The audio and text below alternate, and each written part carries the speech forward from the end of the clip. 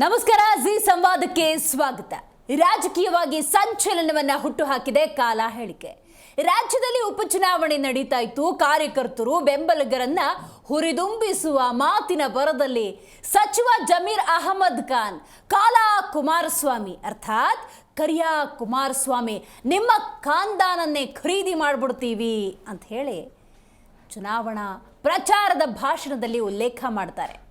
ನೋಡಿ, ಚುನಾವಣೆ ಅಂದ ಸಂದರ್ಭದಲ್ಲಿ ಆರೋಪ ಪ್ರತ್ಯಾರೋಪಗಳು ಅವರನ್ನಿವರು ಇವರನ್ನವರು ಬಹಳ ಹೀಗಳೆಯೋದು ತೀರಾನೇ ಸಹಜ. ಆದರೆ ಕರಿಯಾ ಕುಮಾರಸ್ವಾಮಿ ಅನ್ನುವಂತಹ ಉಲ್ಲೇಖ ಏನಿದೆ, ಇದು ಕೇವಲ ಕುಮಾರಸ್ವಾಮಿಗೆ ಅಂತ JDSನ ಬೆಂಬಲಿಗರಿರ್ಬೋದು, ಕಾರ್ಯಕರ್ತರಿರ್ಬೋದು ತಗೊಳ್ಳಿಲ್ಲ. ವರ್ಣದ ಕುರಿತಂತೆ ಜಮೀರ್ ಅಹಮದ್ ಖಾನ್ ಮಾತಾಡಿರುವಂಥ ಮಾತನ್ನು ತೀವ್ರ ರೀತಿಯಲ್ಲಿ ರಾಜ್ಯದಾದ್ಯಂತ ಖಂಡನೆಯನ್ನು ವ್ಯಕ್ತಪಡಿಸ್ತಾರೆ. ಎಷ್ಟರ ಮಟ್ಟಿಗೆ ಅಂದರೆ BJP ಮತ್ತು JDS ಇದನ್ನು ರಾಜಕೀಯವಾಗೇ ಬಳಕೆ ಮಾಡಿಕೊಂಡು ಆಕ್ಷೇಪವನ್ನು ವ್ಯಕ್ತಪಡಿಸಿದರೆ ಅದೊಂದು ಮಾತು.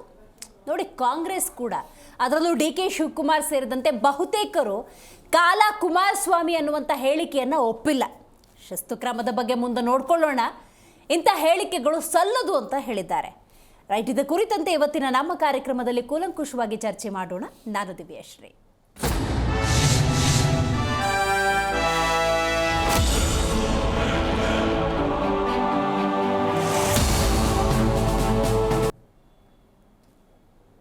ಚುನಾವಣಾ ಪ್ರಚಾರವನ್ನು ಪ್ರತಿಯೊಬ್ಬರು ಮಾಡ್ತಾರೆ, ಆಯಾಯ ಪಕ್ಷದವರು ಮಾಡ್ತಾರೆ. ಆದರೆ ವರ್ಣದ ಕುರಿತಂತೆ ಮಾತಾಡಿದಂಥ ಜಮೀರ್ ಮಾತಿಗೆ ಆಕ್ಷೇಪ ವ್ಯಕ್ತವಾಗಿದೆ. ಎಲ್ಲಿ?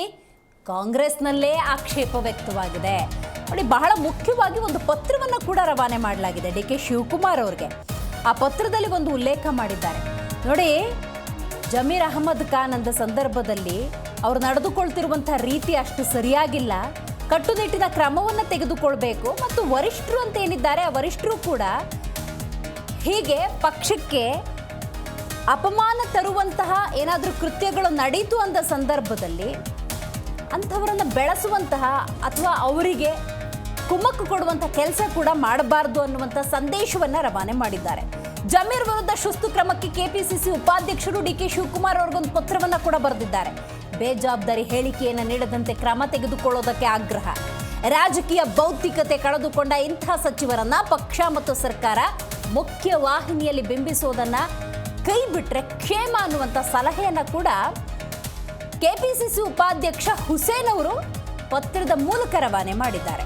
ಇನ್ನು ರಾಜಕೀಯವಾಗಿ ಕಾಲ ಹೇಳಿಕೆ ಅನ್ನೋದು ಸಂಚಲನವನ್ನು ಹುಟ್ಟುಹಾಕಿದೆ. ಜಮೀರ್ ಹೇಳಿಕೆಗೆ DK ಶಿವಕುಮಾರ್ ಅಸಮಾಧಾನ ವ್ಯಕ್ತಪಡಿಸಿದ್ದಾರೆ. ಶಿಸ್ತು ಕ್ರಮಕ್ಕೆ ಕೈ ನಾಯಕರು ಒತ್ತಾಯವನ್ನ ಮಾಡಿದ್ದಾರೆ. ನೋಡ್ಬೇಕದು ಯಾವ ಥರ ಕ್ರಮ ತಗೋತಾರೆ ಅಂತ. ಇನ್ನು ಬಹಿರಂಗವಾಗಿ ಮಾತಾಡಿದ್ದು ಸರಿಯಲ್ಲ ಅಂತ MLC ಪುಟ್ಟಣ್ಣ ಕೂಡ ಹೇಳಿದ್ದಾರೆ. ಜಮೀರ್ ವಿರುದ್ಧ ಹಲವು ಸಂಘಟನೆಗಳು ಆಕ್ರೋಶವನ್ನು ವ್ಯಕ್ತಪಡಿಸ್ತಾರೆ. ಭಾರತ ಅಂದ ಸಂದರ್ಭದಲ್ಲಿ ಬಹುತೇಕ ವರ್ಣ ಅಂದಾಗ ಅದನ್ನು ಹೇಳಬೇಕಾಗಿಲ್ಲ, ಒಂದು ವರ್ಣದ ವಿಚಾರದಲ್ಲಿ ಕಡುಗಪ್ಪು, ಕಂದು ಈ ರೀತಿಯ ಒಂದಷ್ಟು ವರ್ಣ ಅನ್ನೋದು ಭಾರತದಲ್ಲಿರುವಂಥದ್ದೇ. ಆದರೆ ವರ್ಣಭೇದ ನೀತಿಯ ಕುರಿತಂತೆ ಬಹುದೊಡ್ಡ ಹೋರಾಟವನ್ನು ಮಾಡಿದಂತಹ ಮಹಾತ್ಮ ಗಾಂಧಿಯ ತತ್ವವನ್ನು ಅಳವಡಿಸಿಕೊಂಡಿರುವಂತಹ ಕಾಂಗ್ರೆಸ್ನಲ್ಲಿ ಇಂಥ ಜಮೀರ್ ಅಹಮದ್ ಖಾನ್ ಅಂತಹ ಘನತೆಯ ಸ್ಥಾನದಲ್ಲಿರೋರು ಇಂಥ ಹೇಳಿಕೆಯನ್ನು ಕೊಡೋದಿದೆಯಲ್ಲ, ಅದು ಅಸಮಂಜಸ, ಅಸಂಬದ್ಧ, ಅಕ್ಷಮ್ಯ ಆಗುತ್ತೆ. ಹಾಗಾಗಿ JDS ಕೆರಳಿ ಕೆಂಡವಾಗಿದೆ, ಅಸಮಾಧಾನವನ್ನು ವ್ಯಕ್ತಪಡಿಸಿದೆ. JDS ಬಹುತೇಕ ಕಾರ್ಯಕರ್ತರು ಬೆಂಬಲಿಗರು ನಿರಂತರವಾದಂಥ ಹೋರಾಟವನ್ನು ಮಾಡ್ತಾನೇ ಇದ್ದಾರೆ. ಬಟ್ ಈಗ ಕಾಂಗ್ರೆಸ್ ಅಂದ ಸಂದರ್ಭದಲ್ಲಿ ಕಾಂಗ್ರೆಸ್ ಕೂಡ ಇದನ್ನು ಸರಿಯಲ್ಲ ಅಂಥೇಳಿ ಅಸಮಾಧಾನವನ್ನು ವ್ಯಕ್ತಪಡಿಸಿದೆ. ಇದಕ್ಕೆ ಸಂಬಂಧಪಟ್ಟಂತೆ MLC ಪುಟ್ಟಣ್ಣ ಅವರು ಮಾತಾಡಿದ್ದಾರೆ. ಬನ್ನಿ ಏನು ಹೇಳಿದ್ದಾರೆ ಕೇಳೋಣ. ಚನ್ನಪಟ್ಟಣದ ಫಲಿತಾಂಶದ ಮೇಲೆ ಏನಾದರೂ ಎಫೆಕ್ಟ್ ಬೀಳ್ಬೋದಾ ಸರ್?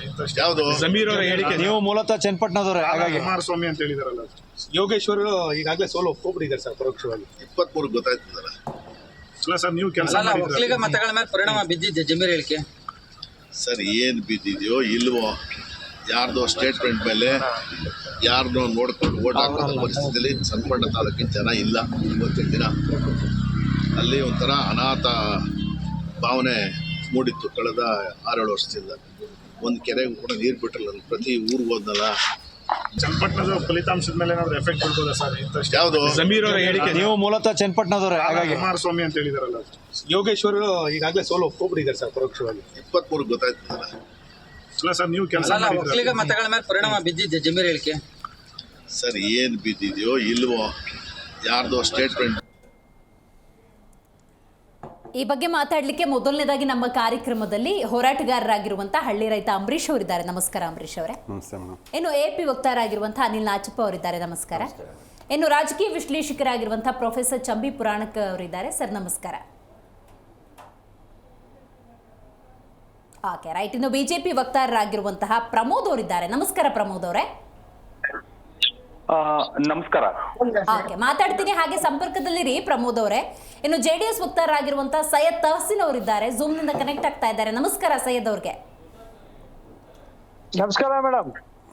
ರೈಟ್ ಮಾತಾಡ್ತೀನಿ, ಹಾಗೇ ಇರಿ ಸಂಪರ್ಕದಲ್ಲಿ ಸೈಯದ್ ಅವರೇ. ರೈಟ್ ಅಂಬರೀಷ್ ಅವರೇ, ಚುನಾವಣೆ ಅಂದ ಸಂದರ್ಭದಲ್ಲಿ ಸಹಜವಾಗಿ ಅವ್ರ ಮೇಲೆ ಇವರು ಹಗರಣಗಳನ್ನು ಪ್ರಸ್ತಾಪ ಮಾಡೋದು, ಆರೋಪ ಮಾಡೋದು ತೀರಾ ಸಹಜ. ಆದರೆ HD ಕುಮಾರಸ್ವಾಮಿ ಅಂದ ಸಂದರ್ಭದಲ್ಲಿ ಮಣ್ಣಿನ ಮಗ ಈ ಥರದೊಂದಷ್ಟು ಹೆಸರನ್ನು ಹಿಂದಿಂದನೂ ಪಡ್ಕೊಂಡು ಬಂದಿದ್ದಾರೆ. ಅದರ ನಡುವೆ ಅವರ ವರ್ಣ ಅಥವಾ ಬಣ್ಣವನ್ನು ಹೀಗಳೆಯುವ ಜಮೀರ್ ಅಹಮದ್ ಅವರ ಕಾಲಾ ಕುಮಾರಸ್ವಾಮಿ, ಕರಿಯಾ ಕುಮಾರಸ್ವಾಮಿ ಅನ್ನೋ ಸ್ಟೇಟ್ಮೆಂಟ್ಗೆ ನಿಮ್ಮ ಉತ್ತರ ಏನು? ಇವತ್ತು ಯಾವುದೇ ಒಂದು ಹೇಳಿಕೆ ಕೊಟ್ಟಾಗ ಒಬ್ಬ ಜವಾಬ್ದಾರಿ ಸ್ಥಾನದಲ್ಲಿ ಇದ್ಕೊಂಡು ನಾವು ಸಮಾಜ, ನಮ್ಮ ದೇಶ, ನಮ್ಮ ಬೇರೆ ದೇಶಗಳು ನಮ್ಮನ್ನು ಅಬ್ಸರ್ವ್ ಮಾಡ್ತಾ ಇರ್ತವೆ. ಇವತ್ತು ಒಂದು ದೇಶದ ಮಣ್ಣಿನ ಮಗ, ನಮ್ಮ ಹೆಮ್ಮೆಯ ಕನ್ನಡಿಗರು ಆದಂತಹ ದೇವೇಗೌಡ ಅಪ್ಪಾಜಿಯವರು ಇವತ್ತು ಕಂಪುಕೋಟೆಯಲ್ಲಿ ಧ್ವಜಾರೋಹಣೆ ಮಾಡಿದ್ರು. ಅವರು ಯಾವ ಬಣ್ಣ ಇರೋದು, ಅವ ಮಗ ಅಂತ ಕುಮಾರಣ್ಣ ಅದೇ ಥರನೇ ಇರ್ತಕ್ಕಂಥದ್ದು. ಸೊ ಇಲ್ಲಿರ್ತಕ್ಕಂಥದ್ದು ನಾವು ಏನೇ ಮಾತಾಡಲು ನಾಲ್ಕು ಗೋಡೆ ಮಧ್ಯೆ ಇರಬೇಕೆ ಹೊರತು ಪ್ರಪಂಚಕ್ಕೆ ಬಂದು ನಾವು ಆ ಥರ ಸ್ಟೇಟ್ಮೆಂಟ್ಗಳು ಕೊಟ್ಟಾಗ ಜನ ಅವರ ಅಬ್ಸರ್ವ್ ಮಾಡ್ತಾ ಇರ್ತಾರೆ. ಹಾಗಿದ್ದರೆ ಒಬ್ಬ ದಿನನಿತ್ಯ ಬಿಸಿಲಲ್ಲಿ ಇರ್ತಕ್ಕಂಥ ಈ ರಾಜ್ಯದ ರೈತರು, ಅವ್ರ ಬಣ್ಣ ಯಾವುದು? ಕಪ್ಪು ಅಲ್ವಾ? ಹಾಗಾದರೆ ಅವ್ರು ಬೆಳೆದಿರ್ತಕ್ಕಂಥ ತರಕಾರಿಗಳು, ಬೆಳೆದಿರ್ತಕ್ಕಂಥ ವಿಭಿನ್ನವಾದ ಹಣ್ಣು ಹಂಪಗಳು ಇವತ್ತು ಯಾರು ತಿಂತವ್ರೆ? ಅದೇ ಥರ ಮಣ್ಣಿನ ಮಗ ಅಂತ ಕುಮಾರಣ್ಣವ್ರಿಗೆ ಕರೆಯೋದೇನಕ್ಕೆ? ಒಬ್ಬ ರೈತನ ಮಕ್ಕಳು ಇರೋದು ಅದೇನ ಹಾಗೇನಪ್ಪ, ಕಪ್ಪಿಗೆ ಇರೋದು. ಅದರಲ್ಲಿ ಏನು ವಿಭಿನ್ನ ಏನಿಲ್ಲ. ಸೊ ಇಲ್ಲಿ ಯಾರಿಗೆ ಅವಮಾನ ಮಾಡ್ತಾ ಇದ್ದೀರಾ? ಕುಮಾರಣ್ಣನ ಒಂದು ಪಕ್ಕಕ್ಕಿಟ್ಟು ರಾಜ್ಯದ ರೈತರು ಕೂಡ ಒಂದು ಅವಮಾನ ಮಾಡ್ದಂಗೆ ತಾನೇ ಈ ಒಂದು ಸ್ಟೇಟ್ಮೆಂಟ್ ಮುಖಾಂತರ. ಯಾಕಂದರೆ ಬೆಳಗ್ಗೆ ಎದ್ದು 5 ಗಂಟೆಗೆ ಎದ್ದೊಳ್ತಾರೆ ಒಬ್ಬ ರೈತರು, ಆ ಬಿಸಿಲು ಬೀಳ್ತಾ ಇರ್ತದೆ ಮಧ್ಯಾಹ್ನ ಟೈಮಲ್ಲಿ, 10 ಗಂಟೆ ಮೇಲಾದ್ರೆ ಬಿಸಿಲು ಹೊಡಿತದೆ. ಆ ಬಿಸಿಲಿಗೆ ಇನ್ನೇನು ಮಾಡ್ತಾರೆ? ಕಪ್ಪು ಹಾಗೇ ಆಗುತ್ತೆ. ಸೊ ಆ ದೃಷ್ಟಿಯಿಂದ ಅವ್ರ ಮಕ್ಕಳು ಅದೇ ಥರನೇ ಆಲ್ಮೋಸ್ಟ್ ಇರ್ತಕ್ಕಂಥ ಜನ್ರೇಷನ್ನು ನೋಡಿದ್ರೆ, ಈಗ ನಮ್ಮಪ್ಪನೇ ತಗೊಳ್ಳಿ, ಬೇರೆ ಉದಾಹರಣೆ ಬೇಡ. ನಮ್ಮೂರಲ್ಲಿ ನಮ್ಮ ಅಪ್ಪನ್ನೆಲ್ಲ ನಮಗೆ ತೆಲುಗು ಬಾರ್ಡ್ರ್ ಇರೋದ್ರಿಂದ ನಲ್ಲೊಂದು ಕೊಡ್ಕು ಅಂತಿದ್ರು. ಅಂದರೆ ನಲ್ಲ ಅಂತಂದರೆ ತೆಲುಗಲ್ಲಿ ಬ್ಲಾಕು ಅಂತ ಅರ್ಥ, ಕಪ್ಪು ಅಂತ. ಸೊ ಆ ಮಗ ಇವತ್ತು ಎಲ್ಲಿದ್ದೇನೆ ಹೇಳಿದ್ದು ಉದಾಹರಣೆಗೆ. ಸೊ ಆ ದೃಷ್ಟಿಯಿಂದ ನಾನು ಹೇಳ್ತಕ್ಕಂಥದ್ದು, ಅಂದರೆ ಕುಮಾರಸ್ವಾಮಿ ಅನ್ನೋದು ನಿಮಿತ್ತ ಕುಮಾರಸ್ವಾಮಿ ಅವರನ್ನು ಉದಾಹರಣೆಯಾಗಿ ಇಟ್ಕೊಂಡು ಇವತ್ತು ರೈತ ಸಮುದಾಯಕ್ಕೆ ಅಪಮಾನ ಮಾಡಿದ್ದಾರೆ ಅಂತ. ಖಂಡಿತ ಅಲ್ವಾ? Got it. ಅನಿಲ್ ಅವರೇ ನೀವು ಹೇಳಿ, ಕಾಲಾ ಕುಮಾರಸ್ವಾಮಿ ಅನ್ನುವಂಥ ಸ್ಟೇಟ್ಮೆಂಟ್, ಆಮೇಲೆ ಅವ್ರು ಹೇಳ್ತಾರೆ ಜಮೀರ್ ಅಹಮದ್ ಖಾನ್ ಈ ಖಾನ್ದಾನನ್ನೇ ಖರೀದಿ ಮಾಡ್ತೀನಿ ಅಂತ ಹೇಳಿ, ಯಾವಾಗ ಇದು ರಾಜಕೀಯ ರೂಪ ಪಡ್ಕೊಳ್ತು ಅಂತ? ಯಾಕಂದರೆ ಆರೋಪ ಪ್ರತ್ಯಾರೋಪಗಳು ತೀರಾ ಸಹಜ. ಇವ್ರನ್ನ ಅವ್ರ ಕಾಲು ಎಳಿತಾನೆ ಇರ್ತಾರೆ, ಹಗರಣಗಳ ಬಗ್ಗೆ ಪ್ರಸ್ತಾಪ ಮಾಡ್ತಾರೆ. ಬಟ್ ರೈಟ್ ನಾವು ಆ ಸಿಚುವೇಶನ್, ಆ ಸ್ಟೇಟ್ಮೆಂಟ್ ಏನಿದೆ ಅದು ರಾಜಕೀಯ ರೂಪ ಪಡ್ಕೊಂಡಿದೆಯಲ್ಲ, ಎಲ್ಲಿ ಅಂತ, ಹೇಗೆ? ಜಮೀರ್ ಅಹಮದ್ ಖಾನ್ ಅವರು ಒಂದು ಸಮುದಾಯನ ಪ್ರತಿನಿಧಿಸ್ತಿರೋದಿದೆಯಲ್ಲ, ಅದೇ ಮುಖ್ಯ ಮೊದಲು ಕಾಂಗ್ರೆಸ್ ಅವ್ರು ಮಾಡಿರೋ ಮೊದಲನೇ ತಪ್ಪು.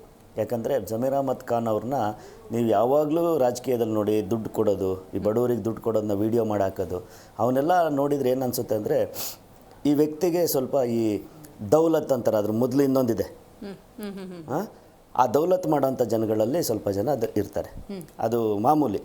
ಯಾಕಂದರೆ ಒಂದೊಂದು ಸಮುದಾಯದಿಂದ ಬಂದವರು ಒಂದೊಂದು ಥರ ಇರ್ತಾರೆ. ಆದರೆ ಈ ವ್ಯಕ್ತಿ ವಿಷಯ ಏನಂದರೆ, ಯಾವುದೇ ಮುಸಲ್ಮಾನ ಸಮುದಾಯದಲ್ಲಿ ₹1 ದುಡ್ಡು ಕೊಟ್ಟರೆ ಎಡಗೈ ಕೊಡೋದು ಬಲಗೈ ಗೊತ್ತಾಗಲ್ಲ, ಬಲಗೈ ಕೊಡೋದು ಎಡಗೈ ಗೊತ್ತಾಗಲ್ಲ. ಆದರೆ ಜಮೀರ್ ಅಹಮದ್ ಖಾನ್, ನಾನು ಇವತ್ತು ಹೇಳಿದ್ದಾರೆ ಅಂತಲ್ಲ, ಈ ವಿಷಯ ಮೊದಲು 1-2 ಸತಿ ಹೇಳಿದ್ದೀನಿ. ಯಾವುದೋ 4-5 ಜನದ ಮುಂದೆ ದುಡ್ಡು ತೆಗೆಯೋದು, ಬಿಸಾಕೋದು. ಆಮೇಲೆ ಜಮೀರ್ ಅಹಮದ್ ಖಾನ್ ಏನು ಹೇಳಿದ್ದಾರೆ ಅಂದರೆ, ಎಲ್ಲ ₹1 ದುಡ್ಡು ಹಾಕಿ ಸಮುದಾಯದವರು ಇಡೀ ದೇವೇಗೌಡರ ಸಂತಾನನ ಕೊಂಡ್ಕೊತೀವಿ ಅಂತ. ಒಂದು ಯೋಚನೆ ಮಾಡಿ ನೀವು, ಇಡೀ ಪ್ರಪಂಚದಲ್ಲಿ ಅವರಿರೋದೇ 240 ಕೋಟಿ ಜನ ಪ್ರಪಂಚದಲ್ಲಿ. ಒಂದೊಂದು ರೂಪಾಯಿಗೆ 240 ಕೋಟಿಗೆ ಸೇಲಿಗಿದ್ದಾರೆ ಇವರು. ಈಗ ಜಮೀರ್ ಅಹಮದ್ ಖಾನ್ ಮನೆನ ನಾನು ಕೊಂಡ್ಕೊಳ್ಳೋಣ ಅಂತ ಇಷ್ಟ ಇದೆ ನನಗೆ. ಅವ್ರು ಕೊಟ್ಟರೆ ತಾನೇ, it should be first sale. ಯಾರಾದರೂ ಸೇಲಿಗಿದ್ರೆ ಮಾತ್ರ ಬೈ ಮಾಡ್ಬೋದು, ಆಮೇಲೆ ನಿಮ್ಮ ಅದ್ರದ್ದು ಏನು ಸೇಲ್ ಆಗುತ್ತೆ ಅಂತ. ಅಷ್ಟೆಲ್ಲ ಕೊಂಡ್ಕೊಳಕ್ಕೆ ಇಷ್ಟ ಇರೋರು ನಮ್ಮ ದೇಶದ ಕೊಯ್ನೂರನ್ನ ಇವರೆಲ್ಲ ಸೇರಿಕೊಂಡು ದುಡ್ಡು ಹಾಕ್ಕೊಂಡು ಫಸ್ಟ್ ಅದನ್ನು ತೊಗೊಂಬರ್ಲಿ. ನಾನು ಯಾಕೆ ಹೇಳ್ತೀನಿ ಅಂದರೆ 240 ಕೋಟಿ ಜನಸಂಖ್ಯೆ ಇರೋ ಒಂದು ಸಮುದಾಯ ಏನು ಅನ್ಕೊಂಡ್ಬಿಟ್ಟಿದೆ ಅಂದರೆ ನಾವೆಲ್ಲ ದುಡ್ಡು ಹಾಕ್ಕೊಂಡು ಬೈ ಮಾಡ್ತೀವಿ ಅನ್ನೋದಿದೆಯಲ್ಲ, ಅದು ಮಾಡೋಕ್ಕಾಗುತ್ತೆ ಅನ್ನೋದೇ ಮೊದಲನೇ ಪ್ರಶ್ನೆ. ಆಮೇಲೆ ಸೇಲಿಗಿರಬೇಕು, ಯಾರು ಬೇಡ, ಇಡೀ ಕುಟುಂಬದಲ್ಲಿ ದೇವೇಗೌಡರು ಒಬ್ಬರದು. ನಾನು ಏನಕ್ಕೆ ಹೇಳ್ತೀನಿ ಅಂದರೆ, ಇವತ್ತು ಮಹಾತ್ಮ ಗಾಂಧಿ ಅವ್ರ ಚಪ್ಪಲಿ ಮತ್ತು ಕನ್ನಡಕ ಇದೆಯಲ್ಲ, ಅದನ್ನು ಎಷ್ಟೋ ಲಕ್ಷ ಕೋಟಿಗಳಿಗೆ ಸೇಲ್ ಆಗುತ್ತೆ. ಅರ್ಥ ಆಯ್ತಾ? ಅದಾದಮೇಲೆ ಟಿಪ್ಪು ಸುಲ್ತಾನ್ ಅವರು ಈ ಖಡ್ಗ ಇದೆಯಲ್ಲ, ಅದನ್ನು ತಗೊಬಂದಿರೋದು 650 ಕೋಟಿ ಅಂತೆ ನೋಡಿ. ನಾನು ಏನಕ್ಕೆ ಹೇಳ್ತಾ ಇದ್ದೀನಿ ಅಂದರೆ, ದೇವೇಗೌಡರು ಈ ಇಹಲೋಕ ಬಿಟ್ಟು ಹೋದ್ಮೇಲೆ ಒಂದು 50 ವರ್ಷ 60 ವರ್ಷ ಆದಮೇಲೆ ಅವ್ರ ವಸ್ತುಗಳಿದೆಯಲ್ಲ, ಉಪಯೋಗಿಸಿರೋ ಪೆನ್ನು, ಅವರು ಉಪಯೋಗಿಸಿರೋ ಶರ್ಟು, ಇವುಗಳನ್ನೆಲ್ಲ ನಾವು ಯಾವುದೇ ಪಕ್ಷ ಇರ್ಬೋದು, ಇವನ್ನೆಲ್ಲ ಒಬ್ಬ ಮುಖ್ಯಮಂತ್ರಿ, ಕರ್ನಾಟಕದಿಂದ ಒಬ್ಬ ಪ್ರಧಾನಮಂತ್ರಿ ಆದವರು ಅಂತೇಳಿ ಅದನ್ನೆಲ್ಲ ಮ್ಯೂಸಿಯಂ ಮಾಡ್ತಾರೆ. ಇವತ್ತು ದೇವೇಗೌಡರ ಮನೆ ಇದೆಯಲ್ಲ, ಅದು ಒಂದು ದಿನಕ್ಕೆ ಮ್ಯೂಸಿಯಂ ಆಗುತ್ತೆ, ಯಾವುದೇ ಅವ್ರ ಮಕ್ಕಳುಗಳಿಗೆ ಹೋಗೋದಿಲ್ಲ. ಇದು ಏನಾಗಿದೆ ಅಂದರೆ, ಇವತ್ತು ಸರ್ಕಾರವೇ ಒಬ್ಬ ಮಾಜಿ ಮುಖ್ಯಮಂತ್ರಿ ಮನೆನ ಬೈ ಮಾಡಿ ಅದನ್ನ ಮ್ಯೂಸಿಯಂ ಮಾಡಬೇಕು ಅಂತ ಮುಖ್ಯಮಂತ್ರಿ ನಾನು ಹೇಳ್ತಿರೋದು. ಪ್ರಧಾನಮಂತ್ರಿ ಅಂದರೆ ಏನಂತಿರುತ್ತಂದರೆ, ಇಡೀ ದೇಶಕ್ಕೆ ನನಗೆ ನಿಮ್ಗೆ ಆಗೋಕ್ಕಾಗುತ್ತಾ ಮೇಡಮ್, ನಮ್ಮ ಸಂತಾನನೂ ಆಗೋಕ್ಕಾಗುತ್ತಾ, ಯೋಚನೆ ಮಾಡೋಕ್ಕಾಗುತ್ತಾ, ಇವನ್ನೆಲ್ಲ ಮಾತಾಡ್ತಾರಲ್ವ. ಆಮೇಲೆ ಇವ್ರನ್ನ ಕಾಂಗ್ರೆಸ್ ಅವರು ನೀವು ಎಷ್ಟು ದಿನ ಮುಖವಾಣಿಯಾಗಿ ಮಾಡ್ತಾರಲ್ವ ಮುಸಲ್ಮಾನರದ್ದು, ದೊಡ್ಡ ತಪ್ಪಾಗುತ್ತೆ. ಯಾಕೆ ಅಂದರೆ ಅನ್ಎಜುಕೇಟೆಡ್ ಇಂಥ ಜನಗಳಿಂದ ಇನ್ನೂ ಇಂಥವರೇ ಬೆಳೀತಾರೆ. ಇವತ್ತು ಕಾಂಗ್ರೆಸ್ಸಲ್ಲಿ ಮುಸಲ್ಮಾನರಿಗೆ ಬೇಕಾಗಿರೋದು ಏನು ಗೊತ್ತಾ? ಎಜುಕೇಷನ್ ಬೇಕಾಗಿರೋದು.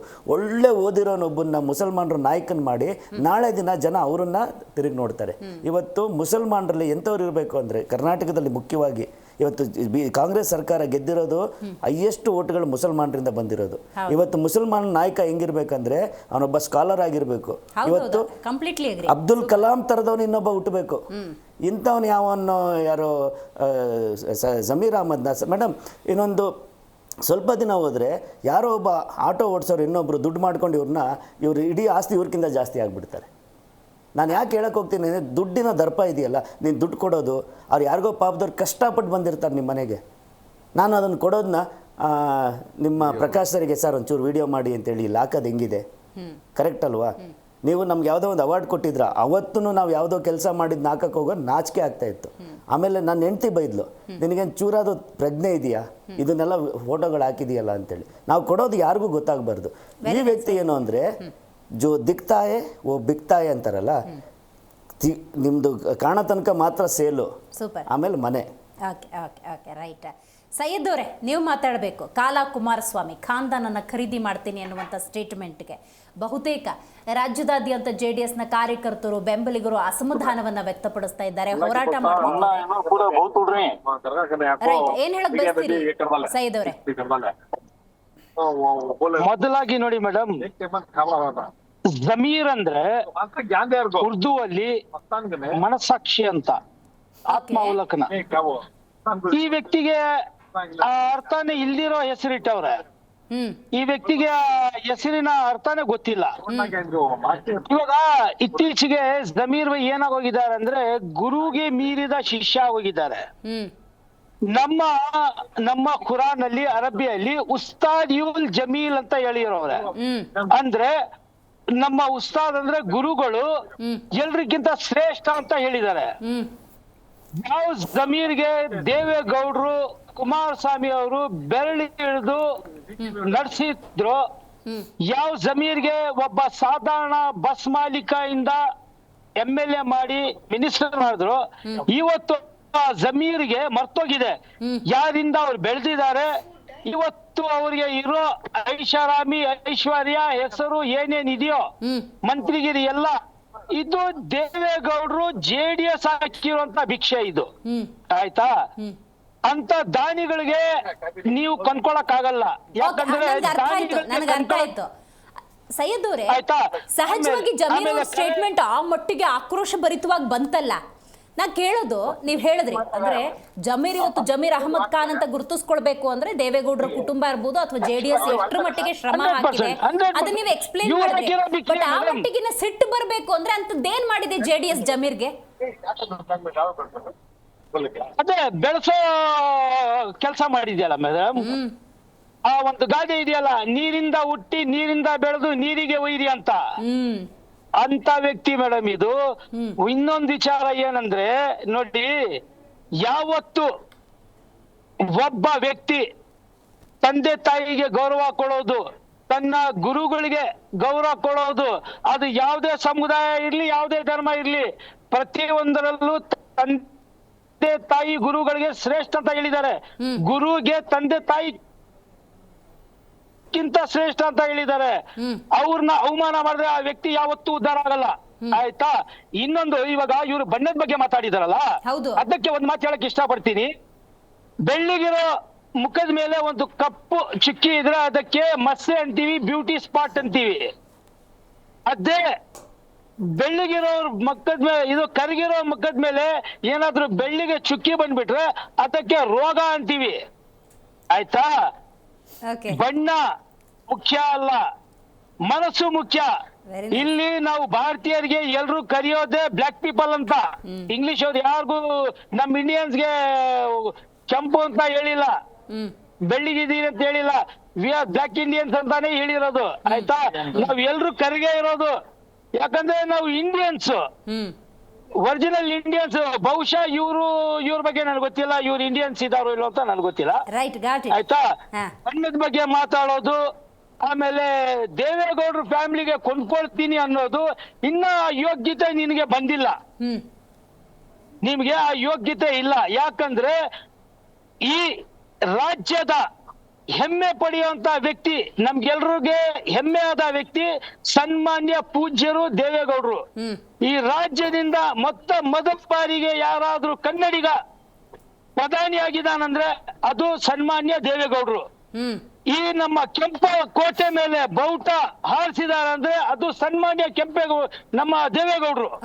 ಆಯ್ತಾ? ಇವತ್ತು ನಾವು ಅವ್ರ ಪಕ್ಷದಲ್ಲಿ ಇದೀವಿ ಅಂತ ಹೆಮ್ಮೆಯಿಂದ ಹೇಳ್ಕೊಳ್ತೀವಿ. ಅಂತ ವ್ಯಕ್ತಿಗೆ ಕೊಂಡ್ಕೊಳ್ಳೋದಂದ್ರೆ ನೀನು ಅವ್ರ ಕಾಲ್ ಎಕ್ಕಡ ಸಮಾನೂ ಇಲ್ಲ, ಒಪ್ಪನಾಗಿ ಹೇಳ್ತೀನಿ ನಿಮ್ಮ ಮಾಧ್ಯಮದ ಮೂಲಕ. ಆಯ್ತಾ ಮೇಡಮ್? ಇನ್ನೊಂದು ಲಾಸ್ಟ್ ಏನಂದ್ರೆ, ಇನ್ನೊಂದು ವಿಚಾರ ಹೇಳ್ತೀನಿ ಕೇಳಿ.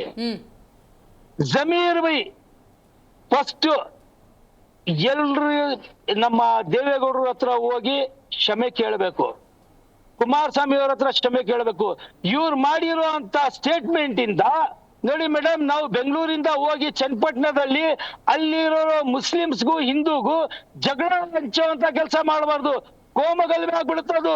ಇವ್ರು ಮಾಡಿರೋದು ಅದೇ ಕೆಲಸ, ಕೋಮಗಲಭೆ ಆಗೋ ಕೆಲಸ, ಕೋಮಗಲಭೆ ಕೆಲಸ ಮಾಡಿದ್ದಾರೆ. ಆಯ್ತಾ? ಆಮೇಲೆ ಇನ್ನೊಂದು ವಿಚಾರ ಹೇಳ್ತೀನಿ ಕೇಳಿ, ಇವತ್ತವರೆಗೂ ಬಹುಶಃ ಯಾರಿಗೂ ಗೊತ್ತಿಲ್ಲ. ನಾನು ನಮ್ ಏರಿಯಾದಲ್ಲಿ ಯಾವ ಮಸೀದಿ ಅಧ್ಯಕ್ಷ ಆಗಿದ್ನೋ, ಯಾಕಂದ್ರೆ ಅನಿಲ್ ನಾಚಪ್ಪ ಅವ್ರು ಹೇಳಿದ್ರಲ್ಲ ದುಡ್ಡು ಕೊಡ್ತಾರಂತ, ಆ ವಿಚಾರ ಕೇಳ್ತಾ ಇದ್ದೀನಿ. ನಮ್ಮ ಮಸೀದಿಗೆ 5 ವರ್ಷದಿಂದ ಈ ವ್ಯಕ್ತಿ 5 ಲಕ್ಷ ಡೊನೇಷನ್ ಕೊಡ್ತೀನಿ ಅಂತ ಹೇಳಿ ನಾನು JDS ಕೆಲಸ ಮಾಡಿದೆ ಅಂತ ಇಲ್ಲಿವರೆಗೂ ಈ ವ್ಯಕ್ತಿ ನಮಗೆ ದುಡ್ಡು ಕೊಟ್ಟಿಲ್ಲ. ಎಂತ ಸ್ವಾರ್ಥಿ ಅಂತ ನೋಡ್ಕೊಳ್ಳಿ. ಇವನು ಮುಸ್ಲಿಂ ಅಥವಾ ಸಮಾಜ ಅಲ್ಲ, ಇವನಿಗೆ ಬೇರೆ ರಾಜಕೀಯ ಹಂಗೇನಾದ್ರು ಇದ್ದಿದ್ರೆ ನಮ್ಮ ಮಸೀದಿಗೆ 5 ಲಕ್ಷ ರೂಪಾಯಿ ಕೊಡ್ತಿದ್ದ. ಈ ವ್ಯಕ್ತಿ ನೀವ್ ಎಲ್ ಬೇಕಾದ್ರೂ ಕರೀರಿ, ನಾನು ಚಾಲೆಂಜ್ ಬಾಗಳು ಹೇಳ್ತೀನಿ. ಆಯ್ತು, ಸಂಪರ್ಕದಲ್ಲಿರಿ. ಮತ್ತೊಂದಷ್ಟು ಮಾತಾಡೋದಿದೆ ನಿಮ್ ಜೊತೆ. ಪ್ರಮೋದ್ ಅವರೇ, ಮಾತಾಡಿದ್ರೆ ಹೋಯ್ತು ಅಂತ ಒಂದು ಮಾತಿದೆ. ಯಾಕಂದ್ರೆ ಒಂದ್ಸತಿ ಮಾತಾಡಿ ಗಾಯ ಆಗ್ಬಿಟ್ರೆ ಆ ಗಾಯ ಅಷ್ಟು ಸುಲಭವಾಗಿ ಹೋಗೋದಿಲ್ಲ. ಹಾಗಾಗಿ ಜಮೀರ್ ಅಹಮದ್ ಖಾನ್ ಅವ್ರು ಹೇಳಿರೋದ್ರಿಂದಾಗಿ ಈಗ ಕಾಂಗ್ರೆಸ್ ಅಥವಾ ಬಹುತೇಕ ನಾಯಕರು ತೇಪೆ ಹಚ್ಚೋ ಕೆಲಸ ಮಾಡ್ತಿದ್ದಾರೆ. ಸ್ವತಃ ಜಮೀರ್ ಅಹಮದ್ ಖಾನ್ ಇವತ್ತೊಂದು ಮಾತನ್ನ ಹೇಳಿದ್ರು. ಆದಿಚುಂಚನಗಿರಿ ಮಠದಲ್ಲಿ ಬೆಳೆದವನು ನಾನು, ಸ್ವಾಮೀಜಿಯ ಮಡಿಲಲ್ಲಿ ಬೆಳೆದವನು ನಾನು, ನನಗೆ ಸಂಸ್ಕಾರ ಇದೆ ಅನ್ನೋದನ್ನೇನೋ ಉಲ್ಲೇಖ ಮಾಡ್ತಿದ್ರು. ಏನ್ ಹೇಳ್ತೀರಿ ಇದ್ರ ಬಗ್ಗೆ? ಮೊದಲಕ್ಕೆ ಎಲ್ಲರಿಗೂ ನಮಸ್ಕಾರ. ಇವತ್ತು ಕಾಂಗ್ರೆಸ್ ವರ್ಣ ಭೇದವನ್ನ ಮತ್ತೆ ಒಂದು ಚಾಲ್ತಿಯಲ್ಲಿ ತಗೊಂಡ್ಬರ್ತಾ ಇದೆ ಅಂತ ನನಗನ್ನಿಸ್ತಾ ಇದೆ. ಇವತ್ತು ನಮ್ಮ ಹೆಮ್ಮೆಯ ದೇವೇಗೌಡರು ಒಬ್ಬ ಮಾಜಿ ಪ್ರಧಾನಿಗಳು. ಅವ್ರಿಗೆ ಇಡೀ ಒಂದು ದೇಶ ಆಗಿರ್ಬೋದು, ರಾಜ್ಯ ಆಗಿರ್ಬೋದು, ಅವ್ರ ಬಗ್ಗೆ ಒಂದು ಹೆಮ್ಮೆ ಇದೆ. ಹೌದು. ಒಂದು ರೈತರ ಒಂದು ಮುಖವಾಣಿ ಅಂತಾನೆ ಹೇಳ್ಬೋದು ದೇವೇಗೌಡರು. ಹ್ಮ್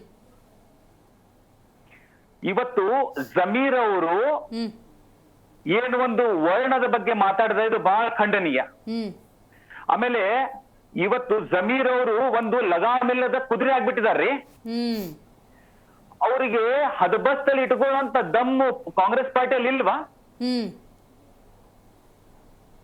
ನಾನು ಜಮೀರ್ ಅಹಮದ್ ಅವರ ಒಂದು ರೆಸಿಗ್ನೇಷನ್ ಕೇಳ್ತೇನ್ರಿ.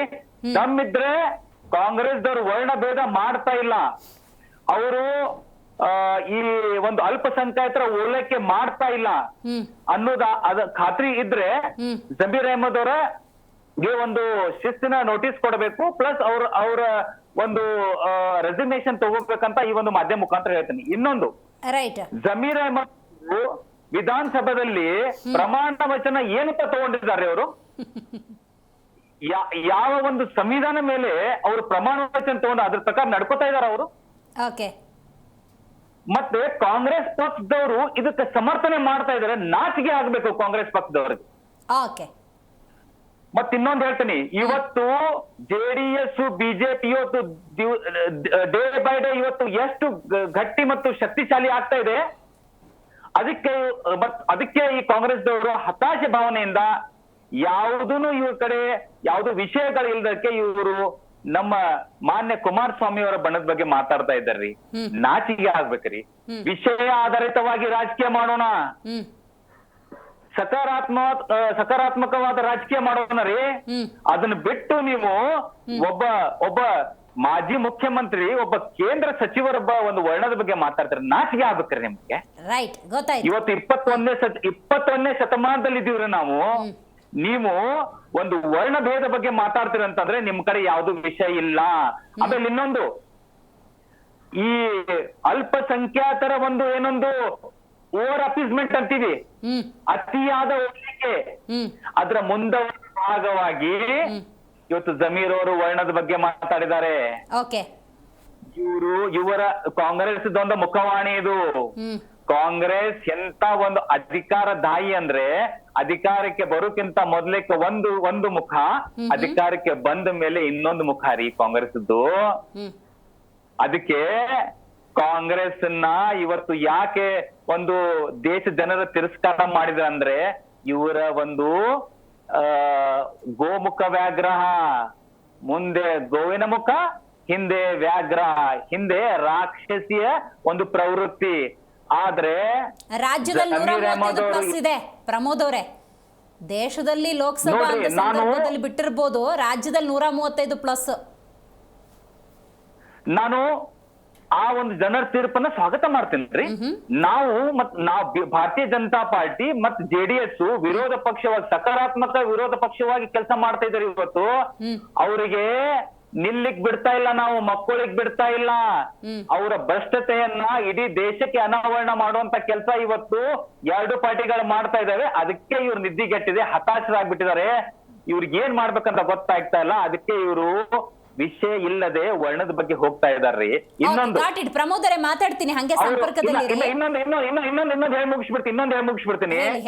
ಇವತ್ತು ಭಾರತೀಯ ಜನತಾ ಪಾರ್ಟಿ ಇವತ್ತು ಏನೇ ಮಾಡ್ಬೇಕಾದ್ರೂ 140 ಕೋಟಿ ಅಂತಾನೆ ನಮ್ಮ ಪ್ರಧಾನಮಂತ್ರಿಗಳು ಮಾತಾಡ್ತಾರೆ. ಸಬಕಾ ಸಾಥ್, ಸಬಕಾ ವಿಕಾಸ್, ಸಬಕಾ ವಿಶ್ವಾಸ್, ಸಬಕಾ ಪ್ರಯಾಸ್ ಅಂತಾರ್ರಿ. ನಾವ್ ಯಾವತ್ತರ ಏನಾರು ಭೇದ ಭಾವ ಮಾಡಿದೀವ? ಕಾಂಗ್ರೆಸ್ ಇವತ್ತು ಅವನತಿಗೆ ಮುಟ್ಟಿದ್ದು ಎದಕ್ ಗೊತ್ತಾ? ಇವರ ಒಂದು ಅತಿಯಾದ ಅಲ್ಪಸಂಖ್ಯಾತ ತುಷ್ಟೀಕರಣ ಮತ್ತು ದೇಶವನ್ನು ದಿವಾಳಿ ಮಾಡ್ತಾರೆ ಇವರು. ಗೊತ್ತಾಯ್ತು. ಅದಕ್ಕೆ ಜನರ ವಿಶ್ವಾಸ ಕಳ್ಕೊಂಡಂತ ಕಾಂಗ್ರೆಸ್ ಇವತ್ತು ಹತಾಶೆ ಭಾವನೆಯಿಂದ ಮತ್ತು ಲಗಾಮಿಲ್ದಲೇ ಇವ್ರ ನಾಲ್ಗೆಗೆ ಲಗಾಮನೇ ಇಲ್ಲ. ಹಾಗಾಗಿ ಇವ್ರು ಲಗಾಮಿಲ್ದ ಒಂದು ಕುದುರೆ ತರ ಏನ್ ಬೇಕಾದ ಮಾಡ್ತಾ ಇದಾರೆ. ಹಾಗಾಗಿ ಸಣ್ಣ ಪಟ್ಟಣದ ಜನ ಕಾಂಗ್ರೆಸ್ಗೆ ತಕ್ಕ ಪಾಠ ಕಲಿಸುತ್ತೆ ಅಂತ ನನ್ನೊಂದು ಅಭಿಪ್ರಾಯ. ರೈಟ್. ಚಂಬಿ ಪುರಾಣಿಕ್ ಸರ್, ನೀವು ಹೇಳಬೇಕು, ಇವತ್ತು ರಾಜಕೀಯ ನಾಯಕರು ಒಂದು ಸಂದರ್ಭದಲ್ಲಿ ನಾಲಿಗೆಯ ಹಿಡಿತವನ್ನು ಬಹುತೇಕರು ಕಳ್ಕೊಂಡಿದ್ದಾರೆ. ಬಟ್ ಜಮೀರ್ ಅಹಮದ್ ಖಾನ್ ಅಂದ ಸಂದರ್ಭದಲ್ಲಿ ಅವ್ರು ಕೊಟ್ಟಂತಹ ಸ್ಟೇಟ್ಮೆಂಟ್ನ ಅರ್ಗಿಸ್ಕೊಳ್ಳೋ ಸ್ವಲ್ಪ ಕಷ್ಟ ಆಗ್ತಿದೆ ಸರ್, ಏನಂತೀರಿ? ಇದ್ರ ಜೊತೆಗೆ ಬೇಜವಾಬ್ದಾರಿ ಹೇಳಿಕೆಯನ್ನು ನೀಡದಂತೆ ಕ್ರಮ ತಗೊಳ್ಬೇಕು ಅಂತ KPCC ಉಪಾಧ್ಯಕ್ಷರು ಹುಸೇನ್ ಅವರೇ ಪತ್ರ ಬರೀತಾರೆ ಅನ್ನೋದಾದರೆ ಕಾಂಗ್ರೆಸ್ಗಿದು ಬಹಳ ಮುಜುಗರದ ಸನ್ನಿವೇಶ ಸರ್.